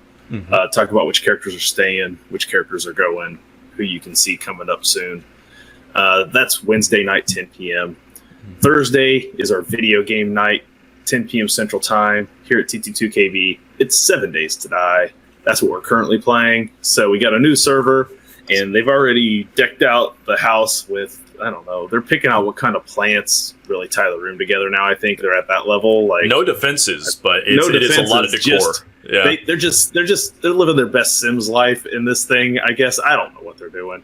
What part of the post-apocalypse is that? Well, like what phase of post-apocalypse? Well, somehow they started out with that phase. I don't know how they started that way. But then the first thing they did was get electricity so they could just start picking out string P patterns for their sofas. I don't Clint know. legit painted all the walls, put in carpets, built plumbing. Like there was not a single defensive item at all. We just run around running the streets to not stand near the house they put all the work into. So they just go somewhere else to die because they don't want to ruin the house. So we do weird voices. That's our new server, guys. So you can check that on Thursdays, 10 p.m. Fridays, we take a night off here. We don't do anything on Friday nights. You can find one of our mods, Air Laser. Her group's running Lost Mines of Fandelver. They run a great game over there, Air Laser. So if you see her still in the chat, you can click on her name, go follow her, check them out. I think it's like 5 p.m. I think this week they're doing Sunday, so they're off. They're on Sunday. Yep. Okay.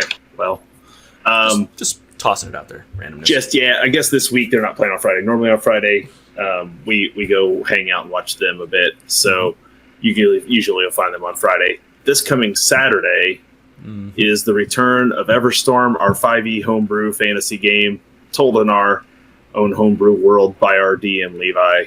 If you're haven't been watching it, all the past episodes, I think all the past episodes for back from the beginning, pretty close to it, yeah, are on YouTube now. You can binge through the 900 hours of Everstorm to get caught up, or you can just tune in. You can just tune in and just take it off right from where we are. So that's 10 p.m. on Saturday, and then Sunday. Sunday, you're gonna find this guy and that guy right there with me because I'm starting Zweihander RPG 5 p.m. Central Time on TT2KB. Game session number 1 for my new game, Horror in Huttenberg. It's Drive It Like You Stole It. It's chapter 1. It's a heist. They all rolled a bunch of criminals, so we're gonna start out by doing criminal things. So. Did we roll a bunch of criminals, or we just are a bunch of criminals just by nature? It's a matter of philosophy. The other. I think this is a chicken and an egg situation. It really did. 2 people rolled actual criminals, and the rest of you fell in line, without a lot of fighting. So, well, we had a convict, a fence, a rake. So all 3 of those are criminals. A smuggler. There's 3 criminals, and then a rake. And then the Dragoon, who's like, I'll be the beefy guy in that group. So there you are. Let's see how well that goes. so it'll be a lot of fun. I'm looking forward to getting started with Zweihander again. If you're not familiar with Zweihander, it's a low fantasy. Think The Witcher. Think Warhammer. It's very much in that tone. So absolutely, I'm looking forward to getting to do that. It's gonna be great. One thing I did want to point out while we still had a lot of people here, when we are launching a bunch of content on our YouTube channel. We're waiting to see when we get that going strongly. When we hit 200 subs on there, we're going to be giving away a Pathfinder 2nd Edition book. So if you haven't already gone over there and joined up on that YouTube channel, definitely go check it out. It's been linked up above. And we'd love you to go back there, check out some of our content. You can find all of our past content from this show and most of our other shows as well. And it's good stuff. And of course, if you guys want to try Pathfinder 2nd Edition, it's great. The last thing we got to plug, I believe, is the artist David Lee Pancake. So let me throw that link in there. He also will be streaming on Sunday afternoon. I think he has moved his stuff to 4 p.m. Eastern Time. And he does sculpting. So he is a professional sculptor. He makes sci-fi and fantasy artwork. Primarily, though, these days, he's making a lot of dragons. And on this stream that we're talking about in particular, he's going to be making our characters from our 5th edition Dungeons & Dragons game. So he's already made our Dragonborn Paladin, and he is totally badass. He's I just saw him cutting him up to put him in a mold today. And he started work on my character, the crazy gnome illusionist, Skeezer. So we're looking forward to it. We're going to go through the whole line of characters at some point, and you get to see it from the ground up. So check it out. I just want to point out one more time, just so that I can say this again, I already felt well beyond my scope as a player worth of gratitude to hear Cameron make an official theme for my character, and then to see Levi art my character in 2D form. And now just to know that soon I'm going to get to see your dad do it in 3D is just unbelievable. And then other things that we can't talk about yet that I'm seeing also getting created that's going to come out on TT2KB so has me just completely blown away. Like, I am not worthy to have the friends I have. So we're very lucky. I'm just saying, like, just stick with us if you're new here to TT2KB, because you're going to see some stuff coming out soon that's just going to blow you away. Absolutely. So it's amazing. Well, if there is any community that has too much imposter syndrome, it's writers, but also the gaming community. Indeed. Yeah, we feel it. For sure. Absolutely. Well done. You guys are awesome. Well, thank you too. It goes right back both ways, man. And I want to say thank you very much for both of you guys coming and carving out the time to talk with us tonight. It was really fun. Yeah, thank you so much for having us. I mean, I'm so glad to be the first repeat guest on the show. That's right. First repeat guest. We'll get you a crown, I'll be ready to go. And thank you, audience. We appreciate you guys for coming and keeping us entertained, watching, and asking questions. It was really, really lovely. And all the new follows and subscriptions and everything else has been just thank wonderful. You to Jeff and the Lollygaggers for the raid from Hart earlier. And thank you, of course, again to Q Times for the raid there near the end. So we appreciate everybody. So speaking of raid, do we have a raid target in mind? I was looking at a couple of options here. Yeah. And I think tonight we will go ahead and visit Quest and Chaos. All right, perfect. Well, I'm going to switch this over to our outro screen, and then we'll see you on the other side over there, guys. Thank you so much. Stick with us for a raid. Ta-ta.